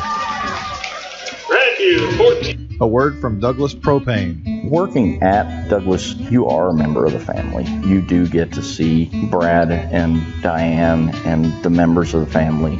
We've just entered into our third generation of the family. Whitney has joined as credit manager. You're in there with the family, and they treat you as such. We appreciate our customer base in Howe and surrounding communities, and go Bulldogs. Have a great year. You're invited to the one and only Buck Snort Barbecue in downtown Van Alstyne, Texas. Your friends and neighbors say it's the best barbecue in North Texas. Now it's your turn to decide. Come taste the difference at Buck Snort Barbecue. For complete store information, including menu, location, and hours, click on bucksnortbarbecue.com. That's bucksnortbbq.com. Buck Snort Barbecue in downtown Van Alstyne is a proud supporter of the Howe Bulldogs. Welcome back. 1st and 20. It is fourth quarter time in Texas at Northwest ISD Stadium. Tie ball game. Moon handoff, crown over. Left side, lots of room to the 45. Barrels over one defender at the 40 and crawls his way to the 36-yard line. Spectacular run there of 13 yards by Crownover, and that'll bring up second down and 8. Moon, handoff, Crownover again. Same play brought down at the 32-yard line. Mike Heppenstall in on the stop for the Bulldogs. That time a gain of 4, and they're knocking away here towards a first down. Third down and 4 coming up. Chipping away at it. Dylan Moreau checks off the field in a hurry. And this is going to be Moon throwing it out to Crownover. And he'll be right at the first down marker, maybe just a little bit short. And guess what? I think we're going to have another 4th and 1 situation. Andrew Griffin and Tanner Hartsfield in on the stop. Ball spotted at the 30 after a 2-yard gain, and here comes 4th and 1. 11:01 on the clock and rolling. They are going for it, obviously, here. Howe needs a stand like they've had done to them. And now a shift. Crown over to the right side. He gets the carry. Right up the middle. Is going to be stopped after maybe a yard past the first down marker at the 28-yard line. A first down. Tanner Hartsfield again in on the stop for the Bulldogs, as well as Zach Daniels. They needed a yard. They got 2. 10:36 on the clock. Tie ball game. 29 yards away from pay dirt. Moon throws, pumps right side. Under pressure. Brought down by Blesseye at the 30-yard line. Good off-the-end blitz there. Caught him from the backside. A loss of 2 as Moon was stepping up in the pocket. And that'll be second down and 12. 10:13 left to go in the game. All knotted up at 14. Grandview moving right to left. 30 yards away. 3 receivers up top. And this is Moon looking that way. Across the middle. Throws, and it's going to be caught. It is complete at the 21-yard line. A 9-yard gain, and that'll bring up a 3rd and 3. Quickly, Moon in the gun again. Handoff, Crownover. No, Moon keeps it around the left edge. Great pursuit, but he gets the corner inside the 10 and wrestled out of bounds at the 8-yard line. Clock stops at 9:33. Ty Harvey running out of bounds. So here we go, 1st and goal with Grandview 8 yards away from pay dirt. 2 receivers either way. Now a man in motion. And this is going to be a handoff to him, and that's Rollison trying to find the edge. And he's brought down at the 6-yard line. A great play by Hartsfield. A shoestring tackle, barely got there, but saved the touchdown as Rollison had not, Hartsfield made that shoestring catch, was going to score. Second down and 6 coming up. Ball spotted at the 6. 12th play of the drive for Grandview. Man in motion is Crownover, and Moon's going to keep it over the left edge. Hit hard at the 5-yard line and knocked down there. Will fall forward to the 4. the ball might have popped loose, but they ruled him down. So it's 3rd and goal now from the 4. And Grandview's interchanging a lot of players here. Howe's been on the field for quite some time now. And the defense does not get a break because they do not huddle. Moon in the gun. He's going to keep it over the left side, and he'll gain 2, maybe 3. And we've got a 4th down. It was actually Crownover. That was Crownover taking the snap. So no gain officially on that 14th play of the drive, and it's 4th and goal from the 4. Tanner Hartsfield made the stop. This is where it all comes down right here. The game changes huge on this play, and a timeout's been called. We'll take 1-2, be right back right after this. I'm attorney Micah Belden, and I will always be a Bulldog. I'm a proud graduate of Howe High School. The great leadership from our teachers and coaches helped me be able to become one of the few certified criminal law specialists in Texas. While I love the black and white, in trials, everything is not always that way. If you've been investigated, arrested, or charged with a crime in North Texas, you need to call me now at 903-744-4252 for a free consultation. I'm board certified by the Texas Board of Legal Specialization, Principal Office, Sherman, Texas. It all comes down to this. Well, maybe not all, but this is a huge swing play in this game. It's 4th and goal from the 4. If Grandview scores, it's going to be tough sledding here for Howe with 8:11 left to go. And if Howe gets the football, turns them away, they can put on one of their patented 16-play drives here, chew up most of this game, and be done with it. And again, Howe has one advantage. They have a great kicker. Yes, they do. But the story of the game tonight has been the 4th down. Howe's been turned away twice on 4th and short. And it's 4th and goal here. 4th and goal from the 4 for Grandview. Howe has a chance to turn them away. And this will be Moon sneaking up towards the line of scrimmage. Crownover gets a toss, and it's going to be Rollison getting the toss on the right side. He throws it in the end zone, and it's going to be a touchdown for Grandview. On the run, a trick play, halfback pass, and they've scored twice on that. Man, Rollison got the toss running from left to right all the way across the field.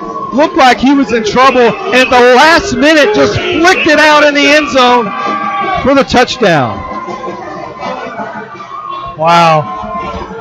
A little razzle-dazzle. Man, he was wide open. Did you catch who caught the touchdown? No, sir, I sure didn't. I'm sorry.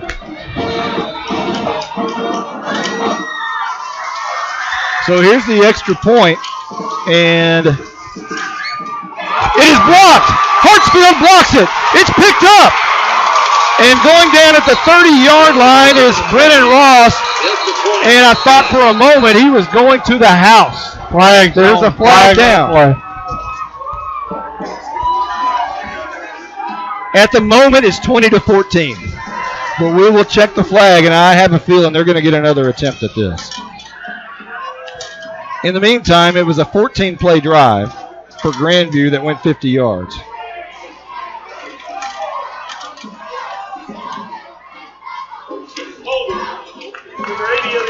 It's going to be holding against Grandview. Extra point is no good. It is declined, obviously, by Zach Hudson. And the point is no good, so you say there's a chance. Woo! We'll be back right after this. In this very football season, we will experience extreme heat followed by the changing of the leaves and finally feel the cold chill of the November rain. Life changes, and sometimes it changes too fast. When you lose a loved one, you need a place of comfort and trust. Scoggins Funeral Home and Crematory of Van Alstyne will provide you with that care. Tommy and Bobby K. Scoggins invite you to talk to their caring staff. They take pride in their responsibility to lighten your burden as you take the first steps towards healing. Do you love coffee? Wish there was a local coffee shop to study, work, and get the best coffee drinks and baked goods in Texas? Carrie's Coffee Company in downtown Van Alstyne is your dream come true. Carrie's Coffee Company serves the highest quality organic coffee and espresso drinks like cafe mocha, caramel macchiato, and cappuccino, plus iced coffee frappes with your favorite flavor.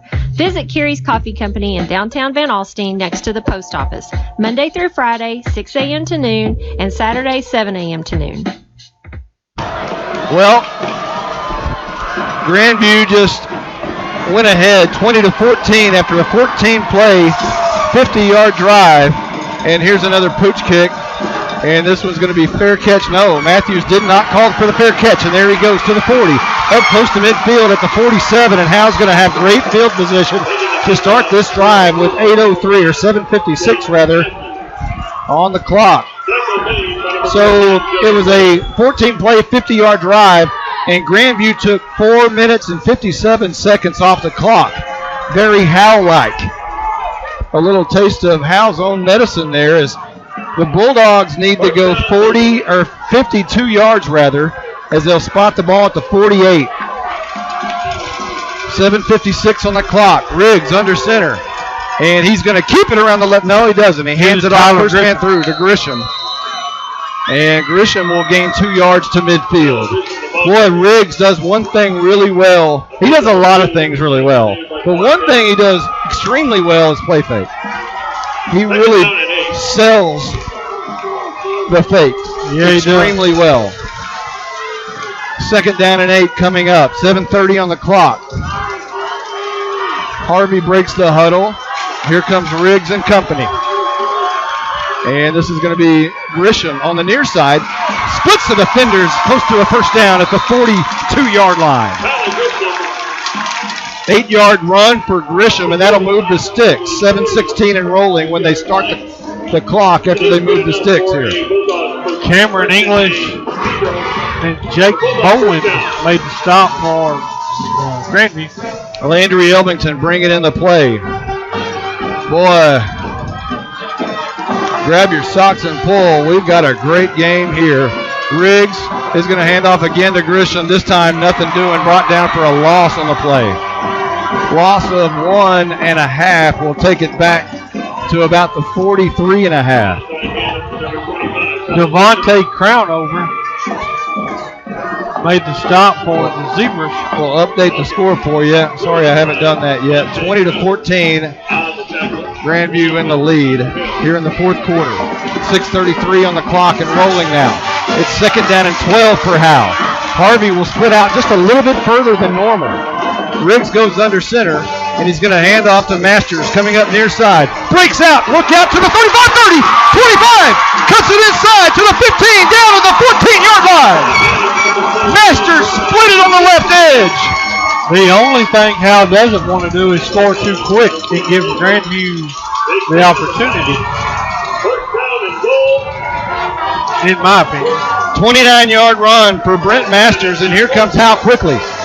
And this will be a handoff to Grisham. Over left guard, now surges forward as he just bulls his way to the 10-yard line, about a gain of 4. And you're right, Michael. You don't want to score too fast right here. Take your time, but Howe quickly is moving. And here's Masters coming near side again to the 5, spinning down right there at about the 4-yard line. 6-yard gain for Masters. Will set up he's right at the first down marker. He's very close, but apparently not enough to measure. Are they going to measure? And Hudson has his palms to the sky as if, what's going on? Measure that thing. Why is it not a first down? At least measure it. Talk about it. And Hudson now puts his headset back on, as apparently the officials are talking about it right over the football. They're sending Howe back to the huddle, and the officials are going to call, it looks like a timeout, and they're going to pull it. Right now it's 3rd and 1, and Stephen Braswell says not enough for a first down, but we'll see. We'll pull the chains. A little short, maybe. And it is first down. They did signal forward by a chain link, Stephen Braswell says. So at this point now, you're 1st and goal on the 9. On the 4. On 4, yeah, that's right. I'm sorry, I'm looking at that backwards. So here comes Eldington, number 4. Will bring in the play on 1st and goal from the 4. 5:25. Howe trying to at least tie the game right here. Riggs goes under center. He will hand off Grisham. Right side. Barrels forward. He is in for the touchdown. It is touchdown time in Texas.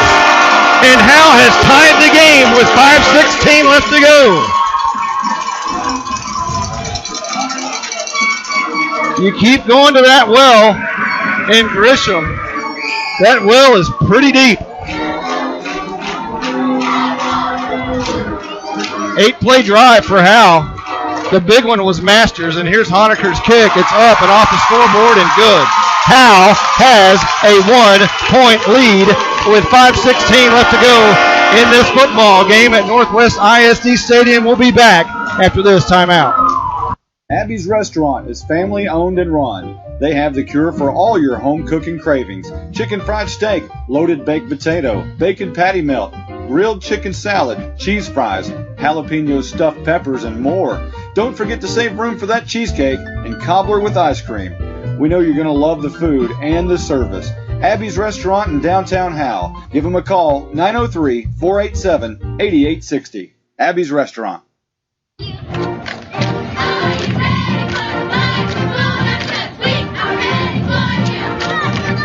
Calling all Bulldog fans to come down to the Sonic in Howe for half-price shakes after 8 and open until midnight. Home games only. Where you get great food and big smiles. And a little message for our Howe Bulldog football players. Go Bulldogs, fight Bulldogs, win, win, win. It's not just good, it's Sonic good. Holy moly, what a game we have here at Northwest ISD Stadium. 21-20, Howe in the lead. 5:16 left to go, needing a big stop here. Honecker about to boot this one away after an 8-play, 52-yard drive by Howe that took 2 minutes and 40 seconds off the clock. And here's a squib kick. Bounces over the first line of defenders, and now it's going to be taken by another man. Look out, brought down. Thankfully, at the 43-yard line. For a moment, he had a slither of room, and I thought he was going to go to the house, but brought down at the 44 is where they'll spot him. And Grandview has 56 yards to go ahead here in the game. Last drive, keep in mind, they took 4 minutes and 57 seconds off the clock. If they did that again, that would leave Howe 14 seconds. Yeah, you got to be Bulldog defense here. Right to left, Grandview.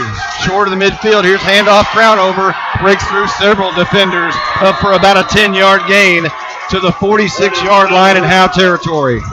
Seth Seabolt and Tanner Hartsfield in on the stop. This is a heavyweight bout. Both teams going at it. Mano a mano. Shotgun. Slings it out to the right side. It's going to be caught for a first down. And that is going to be Nash making his way inside the 40 to the 38-yard line before being brought down by Seth Seabolt. And a new set of downs. Grandview quickly moving the football. This will be a handoff to Crownover, met at the line of scrimmage, but bounces out and gains about 4 up to the 35-yard line. Mike Heppenstall in on the stop. 4:38 on the clock. Howe has got to stop Grandview in these next 2 plays. Second down and 6. Moon in the gun. Wants to throw right side. Now decides to tuck it. He's going to run. He's got the 30. He's got the 25. Brought down at about the 19-yard line. I think Matthews took a ride for about 3 yards, and Moon took him to the 19.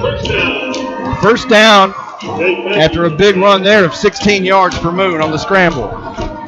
This will be a handoff, Crownover, met by Blestside right at the line of scrimmage. Maybe a loss of 1, and it is, to the 20-yard line. Clay Marshall in on defense. 4:05, 4:03. Howe has a 1-point lead. Yeah, it looks like Clay Marshall has replaced Zach Daniels at nose guard. Second down and 11. Somebody jumps offside for Grandview. That one's going to come back 5 yards. Clock stops at 3:52. Instead of second down and 11, it's going to be second down and 16 from the 25. So at this point, it doesn't matter if you go both ways. You're in a battle of your life. The season is on the line. So you put whoever you need to in the game. And Clay Marshall is at nose guard. Second down at 16. Moon wants to throw under pressure. Throws it away. He was sacked at the 35-yard line and just heaves it away, and the flag is down at the 38-yard line. Howe needed a great play, and they got one right there.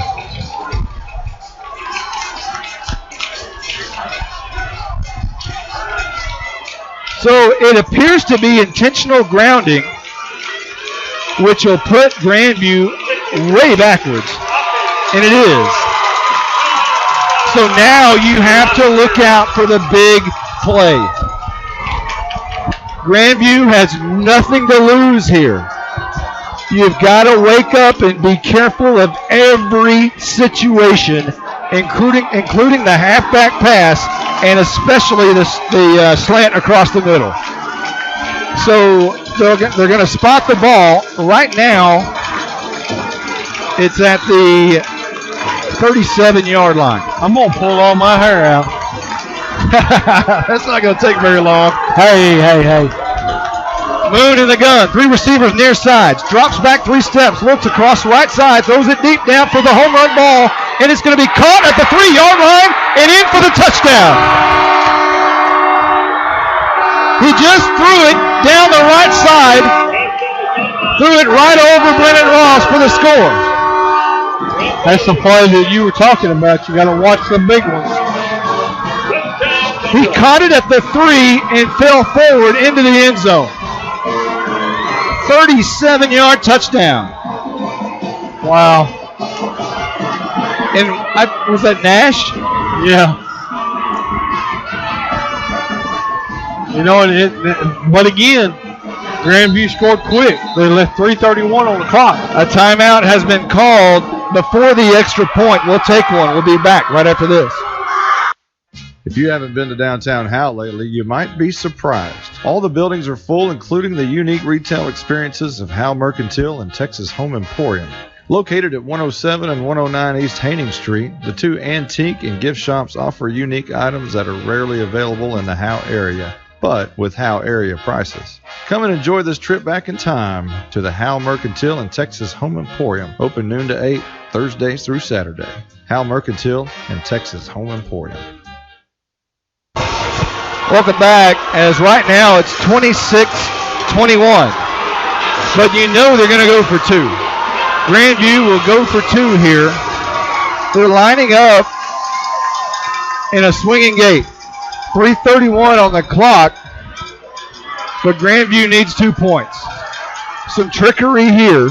A man in motion. And now Moon on the gun is going to sling it out in a halfback pass in the end zone and another 2-point conversion on a halfback pass. Called by Cameron English. So Grandview now goes up by a full touchdown with 3:31 on the clock. We'll keep it right here. But that same situation here with Grandview as you had with Howe. They scored quickly, and Howe can score quickly themselves. So we could have a tie ball game here shortly.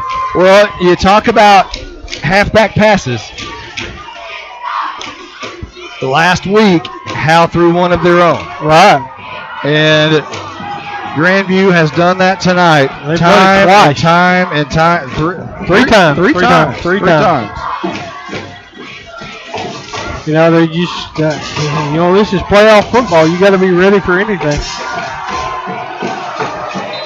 Howe trying to go back to back to back by district champions. Right now down by a touchdown with 3:31 left to go in the game.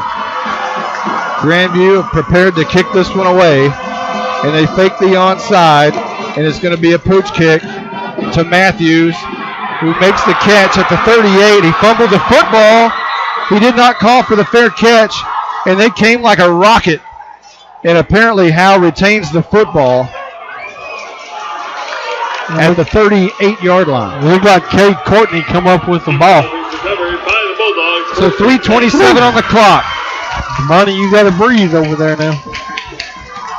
Where's the nearest hospital? I got you. I'm paying it. Whew. This is a ball game and a half right here. 1st and 10 for Howe, moving left to right, down by a touchdown. 3:27 on the clock. The officials are talking about something at the 39-yard line, right where the ball's spotted. There are no flags on the ground. And now apparently we are ready to go. Harvey will come near side, split out pretty far. Way farther than normal. 1st and 10, here comes Howe. From the 38-yard line. And this will be Masters on the reverse. And he'll gain about 3 yards up to the 42-yard line. Grandview Tyson made the stop. Good job. Got it. And now the clock is going to become the enemy here at some point. Riggs, handoff Grisham, left side. They're doing what they do, not panicking, to the 46-yard line. Tyler Hale made the stop. 3rd and 3 coming up for Howe. Riggs under center. Handoff to Masters, who escaped for a moment and is going to be brought down. A great touchdown saving tackle by Nash at the 43-yard line. Masters made a cut towards the middle, and he had a seam, but Nash grabbed him around the waist and brought him down. And now a timeout's been called by Grandview. We'll take 1-2 quickly. Back in a moment, right after this. If you haven't been to downtown Howe lately, you might be surprised. All the buildings are full, including the unique retail experiences of Howe Mercantile and Texas Home Emporium. Located at 107 and 109 East Haining Street, the two antique and gift shops offer unique items that are rarely available in the Howe area, but with Howe area prices. Come and enjoy this trip back in time to the Howe Mercantile and Texas Home Emporium, open noon to 8, Thursdays through Saturday. Howe Mercantile and Texas Home Emporium. Welcome back. 2:42 left to go in the game. Howe trails 28-21. Facing it's a 1st and 10 for Howe. And the ball's at the 42-yard line.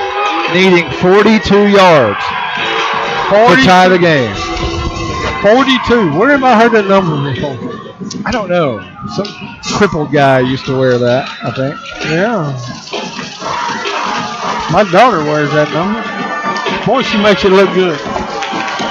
Here comes Riggs, and he's going to keep it around the right edge. He's got the 40, trying to cut it. Can't spin out of the last tackle, and he's going to be brought down at about the 36-yard line. Oh, no. And Riggs lost his helmet. So now he's got to come out of play.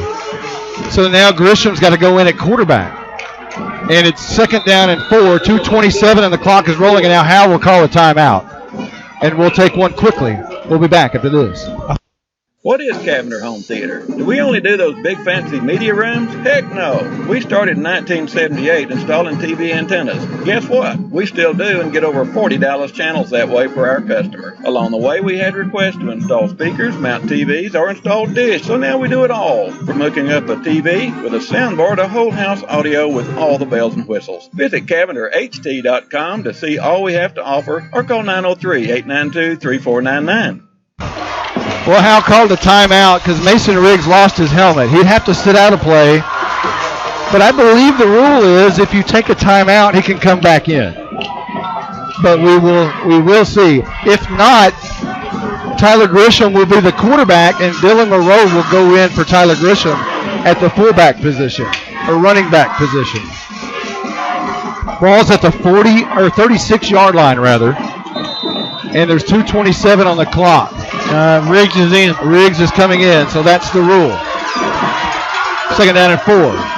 Handoff to Tyler Grisham, looking for some room. Falls forward for a 1st down at the 31-yard line. 2:22 on the clock. And they'll stop the clock until they move the sticks. And when they do, it'll start rolling at the 31-yard line. Riggs quickly, handoff. Masters cuts it up near side. And he's going to gain just a few up to the 29-yard line, a gain of a couple. Right now, there's 2:12 on the clock. Howe trying to punch it in to tie the game. They are 28 yards away. Masters is going to, or this is going to be Grisham on the carry, and he will gain it up to the 24-yard line, rather, and we're under 2 minutes. David Villa made the stop for the Zebras. Howe not huddling up now. They're just going. Here's Riggs. Handoff, right side. And that's going to be Matthews trying to break out of the last tackle inside the 20 to the 19. Looks like he may have got a first down. Clock will stop, and the chains will move with 1:43 on the clock. Holy moly. Grab them socks. Here we go. 19-yard line. 1st and 10. Riggs goes under center. 2 slots. Man in motion. Masters gets the carry. Going from left to right. He's got to see him to the 15, to the 10. Kiss him goodbye. Touchdown time in Texas. And a late flag on a illegal hit out of bounds. A late hit on Grandview. But Howe is a point away from tying the game. And the Riverboat Gambler, you never know. Will they go for 2? There's a $1:30 on the clock. And Masters has scored from 19 yards out. You kept going to Masters, and they never gave up. They never gave up, even after he'd get 1 yard, 2 yards, 1 yard, 4 yards, 1 yard. He finally popped it for 19 and a touchdown. The personal foul should be on the kickoff. There was a late hit on Masters. He was about 5 yards in the end zone. And Howe's going to call a timeout. They're going to talk about what they're going to do here. And I have a feeling the Riverboat Gambler is going to go for the win with 1:30 left to go in the game. We'll be back after this. Think back to the best fried pies you've ever had. It won't compare to Sweetie Pies in Van Alstyne. Sweetie Pies has handmade apricot, apple, peach, buttermilk, chocolate, coconut, and lemon fried pies that melt in your mouth. Located at 120 South Main Street in Van Alstyne on the east side of downtown. Give them a call at 972-821-1508. You must try Sweetie Pie's signature fried pie, Sawdust. I'm not even kidding. Well, what do you do here? Do you go for one and tie the game with about 30? Or do you go for two and try to become by-district champions? What do you do? And Zach Hudson is going to try to become by-district champions. Back to back to back, and it comes down to this. 1:30 on the clock. 2 men in the backfield. Riggs under center. Handoff, right side. He's in! A two-point conversion for Howe! They take the lead with 1:30 left on the clock! Wow. Clay Marshall jumping and hugging. And the Bulldogs are 1:30 away from being back-to-back-to-back by-district champions. The Riverboat Gambler. Zach Hudson, you are a gambling maniac. And it comes out with aces with a 29-28 lead with about 30. We will keep it right here. Wow. You know, we knew this was going to be a ball game. I didn't know we was going to be this close of a ball game, but this is a ball game right here. You just have to hold them. You know the halfback pass is coming. You know everything in the bottom of that cooler is coming up to the top. Oh, man. You just have to come up with a stop in 1:30. Now, Honecker is going to boot this one away. Apparently no change on the yardage as far as the penalty goes because he's booting it away from the 40. And now they took the ball. penalty. The ball blew off the tee. So Honecker is going to tee it up here. And you think maybe he can let this one fly? I would. Let it. Well, We'll see what happens here. Honaker, 10 yards away, now runs to the football, and a big, deep kick into the end zone. No chance for a return when you kick it 5 yards deep in the end zone. And what a banger. And Howe needed that, Honaker. Yes, they did. Good job, Bryce Honaker. So Grandview will have to go 75 yards here with $1:30 on the clock. Down by a point, 29-28. And you know everything's coming out. Yes, it is. All right, boys, let's go. Two receivers either side. Grandview moving right to left. White tops, white helmets. Moon drops back 2 steps under pressure, steps up in the pocket, and he's going to throw it down the field, and it's going to be incomplete. He just heaved it as he was going down. So now a late flag on the far side, and we'll have to check that. It's in the area of Seth Siebold. Now we got another flag. Now we got a hat coming off. You can't lose your cool at this point. There's $1:23 left to go in the game, and an incomplete pass would have Grandview at 2nd down and 10. But let's check the flag and see. It's very late. It's a personal foul. At least one. There's probably 2 because a hat came off as well. A flag, then a hat. Next is the shirt. No, don't take the shirt off. You might catch cold. It's too cold for that. Apparently one of the personal fouls is on Grandview. This could be offsetting. As you can imagine, emotions are very high on that football field. Yeah, I'm glad I'm up here. And they're going to move this one against Grandview. It is a 15-yarder personal foul against Grandview. That will move the ball back to the 6-yard line. There are 2 personal fouls.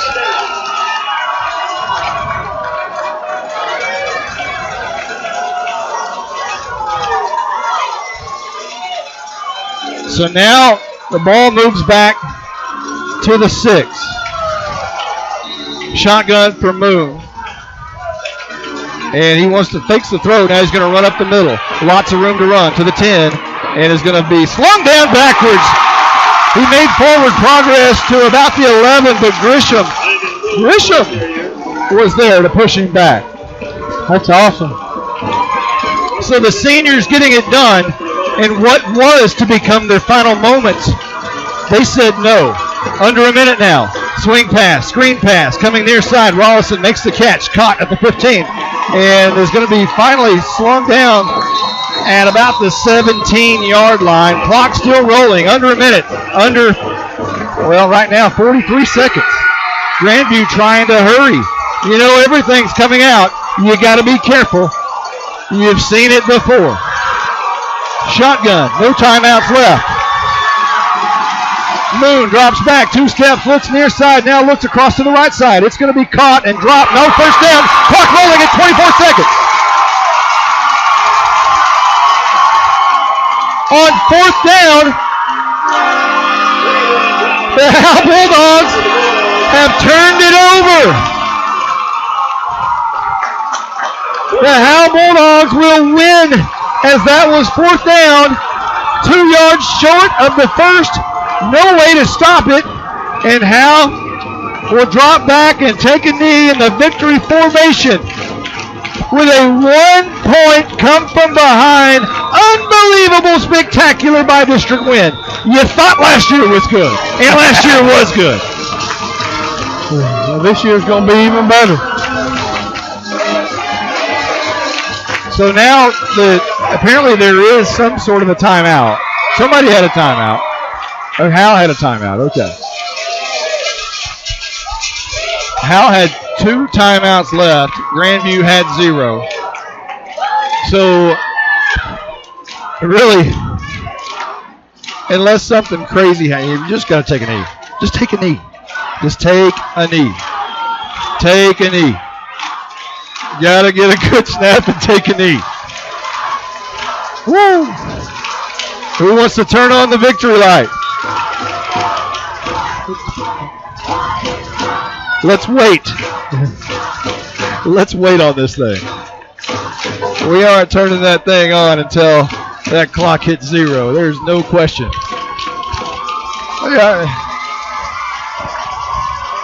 Here comes Howe to take the knee. And they do. 21 delicious seconds is running out. And now there's a late flag. Uh-oh. Not as delicious as it could be. The clock stops at 13.5. There's personal fouls all over the place. There are flags all over the place for personal fouls. Let's check it and see who's it on. It shouldn't be on Howe. You just won the football game. And they're talking to Zach Hudson. They're going to decline it. And they'll start the clock and run it. It is on. Devontae Crownover is kicked out of the game. And Howe, your Bulldogs are back by-district champions. Congratulations. And ladies and gentlemen, the victory light has just been turned on in downtown Howe. Wow, what a game, what a game. One of the most improbable fourth quarters I have ever seen. Last year versus Edgewood was a great by-district game. This one was right there with it. It was. Wow. Howe and Grandview averaged 48 points a game. They were shut out in the first half. Came back to score 28 in the second half, but Howe held on for a 1-point win. What an amazing game this was. One of the best you'll ever see in high school football. Howe and Grandview are shaking hands right at midfield right now. And I can't wait to let you listen to the school song and the fight song, because this one has been one of those that you stick around for. You want to see the kids. It's very emotional on the field. And there is one very happy riverboat gambler on the field tonight. And that may be it. The story of sticking to what you do. Wow. Howe goes forward on 4th and 1, comes up empty. Howe goes forward on 4th and 3, comes up empty. Howe goes forward on a 2-point conversion to win the game, and they do it. They seal it with the 2-point conversion, and they win the football game. Sometimes you play the game to win. You don't play the game to tie. Right. You play to win. And Zach Hudson and the Howe Bulldogs tonight played to win the game. And here's your school song.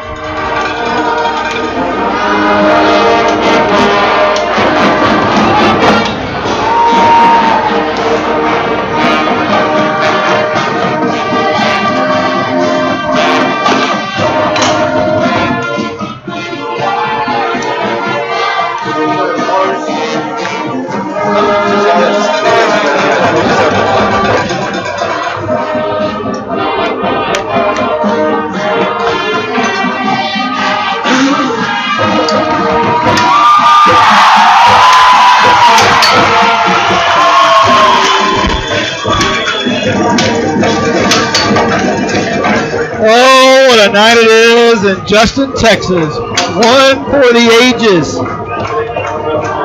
Howe back-to-back by-district champions. Trailing the whole game. Yeah, fantastic ball game tonight.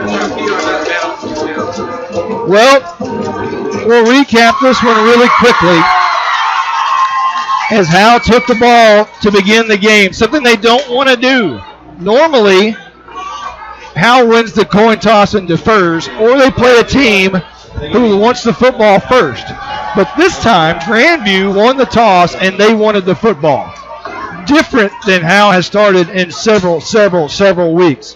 So Howe starts the game with the football and they quickly punt. Did not start out the way the Bulldogs wanted to on that first drive. Grandview got the ball and they actually punted too. So the game with two high-powered offenses started out with punts. And then Howe got the ball with 7:22 left to go in the first. And all they did was drive 16 plays, 75 yards, and took 6 minutes and 38 seconds off the clock and scored on a 1-yard touchdown by Tyler Grisham. Grandview got the ball at their own 44-yard line and drove it all the way to the 32. However, they turned it over on downs because Andrew Griffin made a spectacular play on 4th down to give Howe the football at their own 32-yard line. Howe drove down on 12 plays and 68 yards and scored on a 2-yard touchdown by Jaden Matthews. The drive took 5:21 off the clock and left 5:22 on the clock. And then Grandview got the ball, had to punt. Howe got the ball, had to punt. Grandview got the ball right before the half ended at their own 14. Drove all the way down to the Howe 6-yard line and turned it over on downs thanks to who? Andrew Griffin made another great stop on a 4th down, and Howe went to the half with a 14-0 lead. 14-0 on a team who's averaged 48 points per game. Howe shut them out in the first half. Grandview got the ball to start the second half at their own 41-yard line. Drove all the way down, 16 plays, 59 yards, a very Bulldog-like drive. And it was the quarterback, Moon, who escaped from the 5-yard line, who took it in to cut the Howe lead in half, 14-7, with 8:39 left to go in the first. Howe took the ball at their own 40.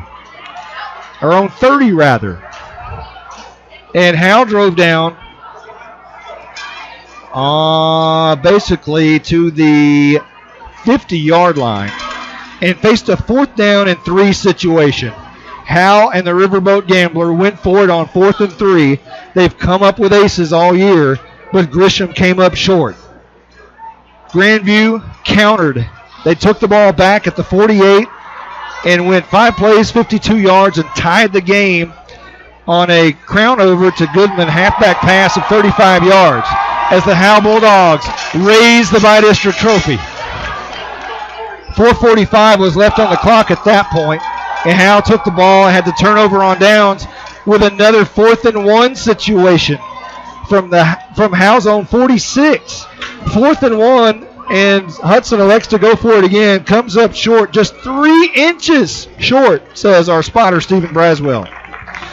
Grandview took the ball, was driving down the field, but the man with the biggest heart on the field, perhaps, Tanner Hartsfield, picked it off. And that gave Howe another chance, and at least some time to take some time off the clock. But Howe had to punt after 4 downs. Grandview took it, and this is where the game changed. They took the ball at the 50. And drove 14 plays and 50 yards and went up 20-14. Their first lead of the night came on a 4-yard touchdown by Rollison.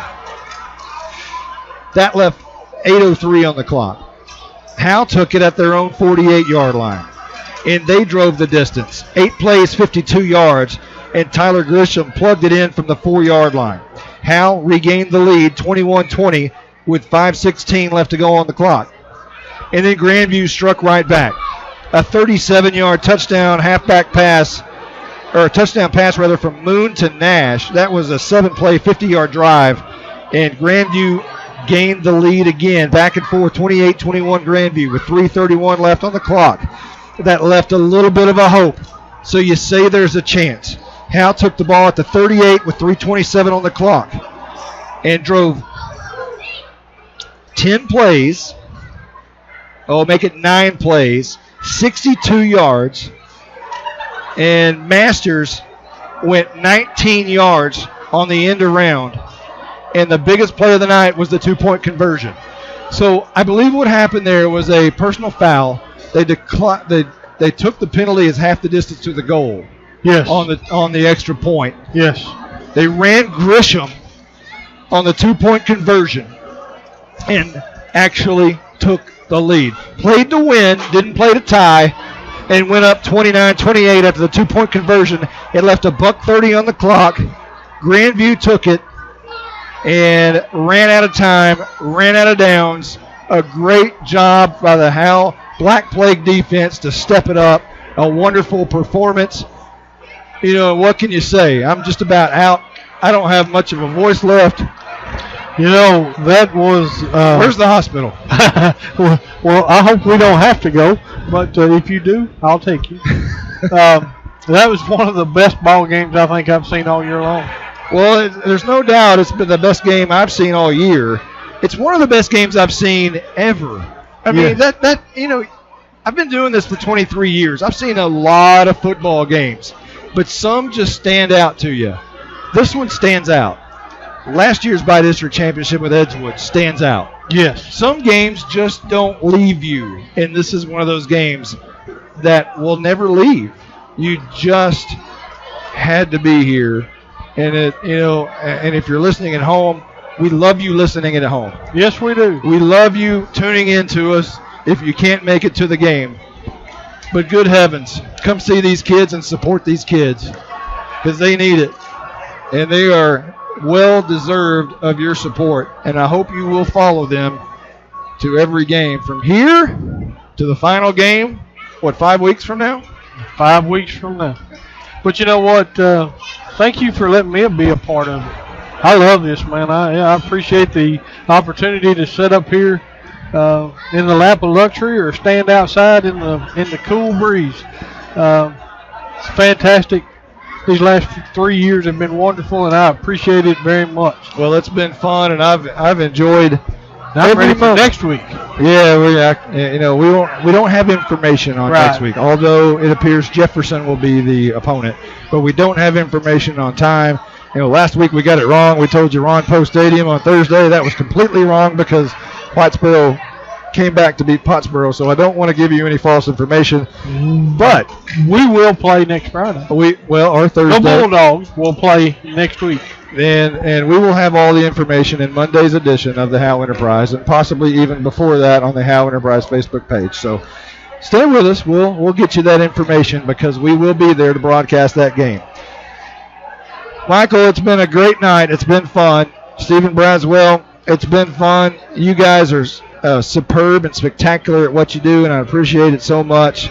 For everyone who has been a part of this one tonight, including Stephen Braswell and Michael Mosier, I'm Monty Walker.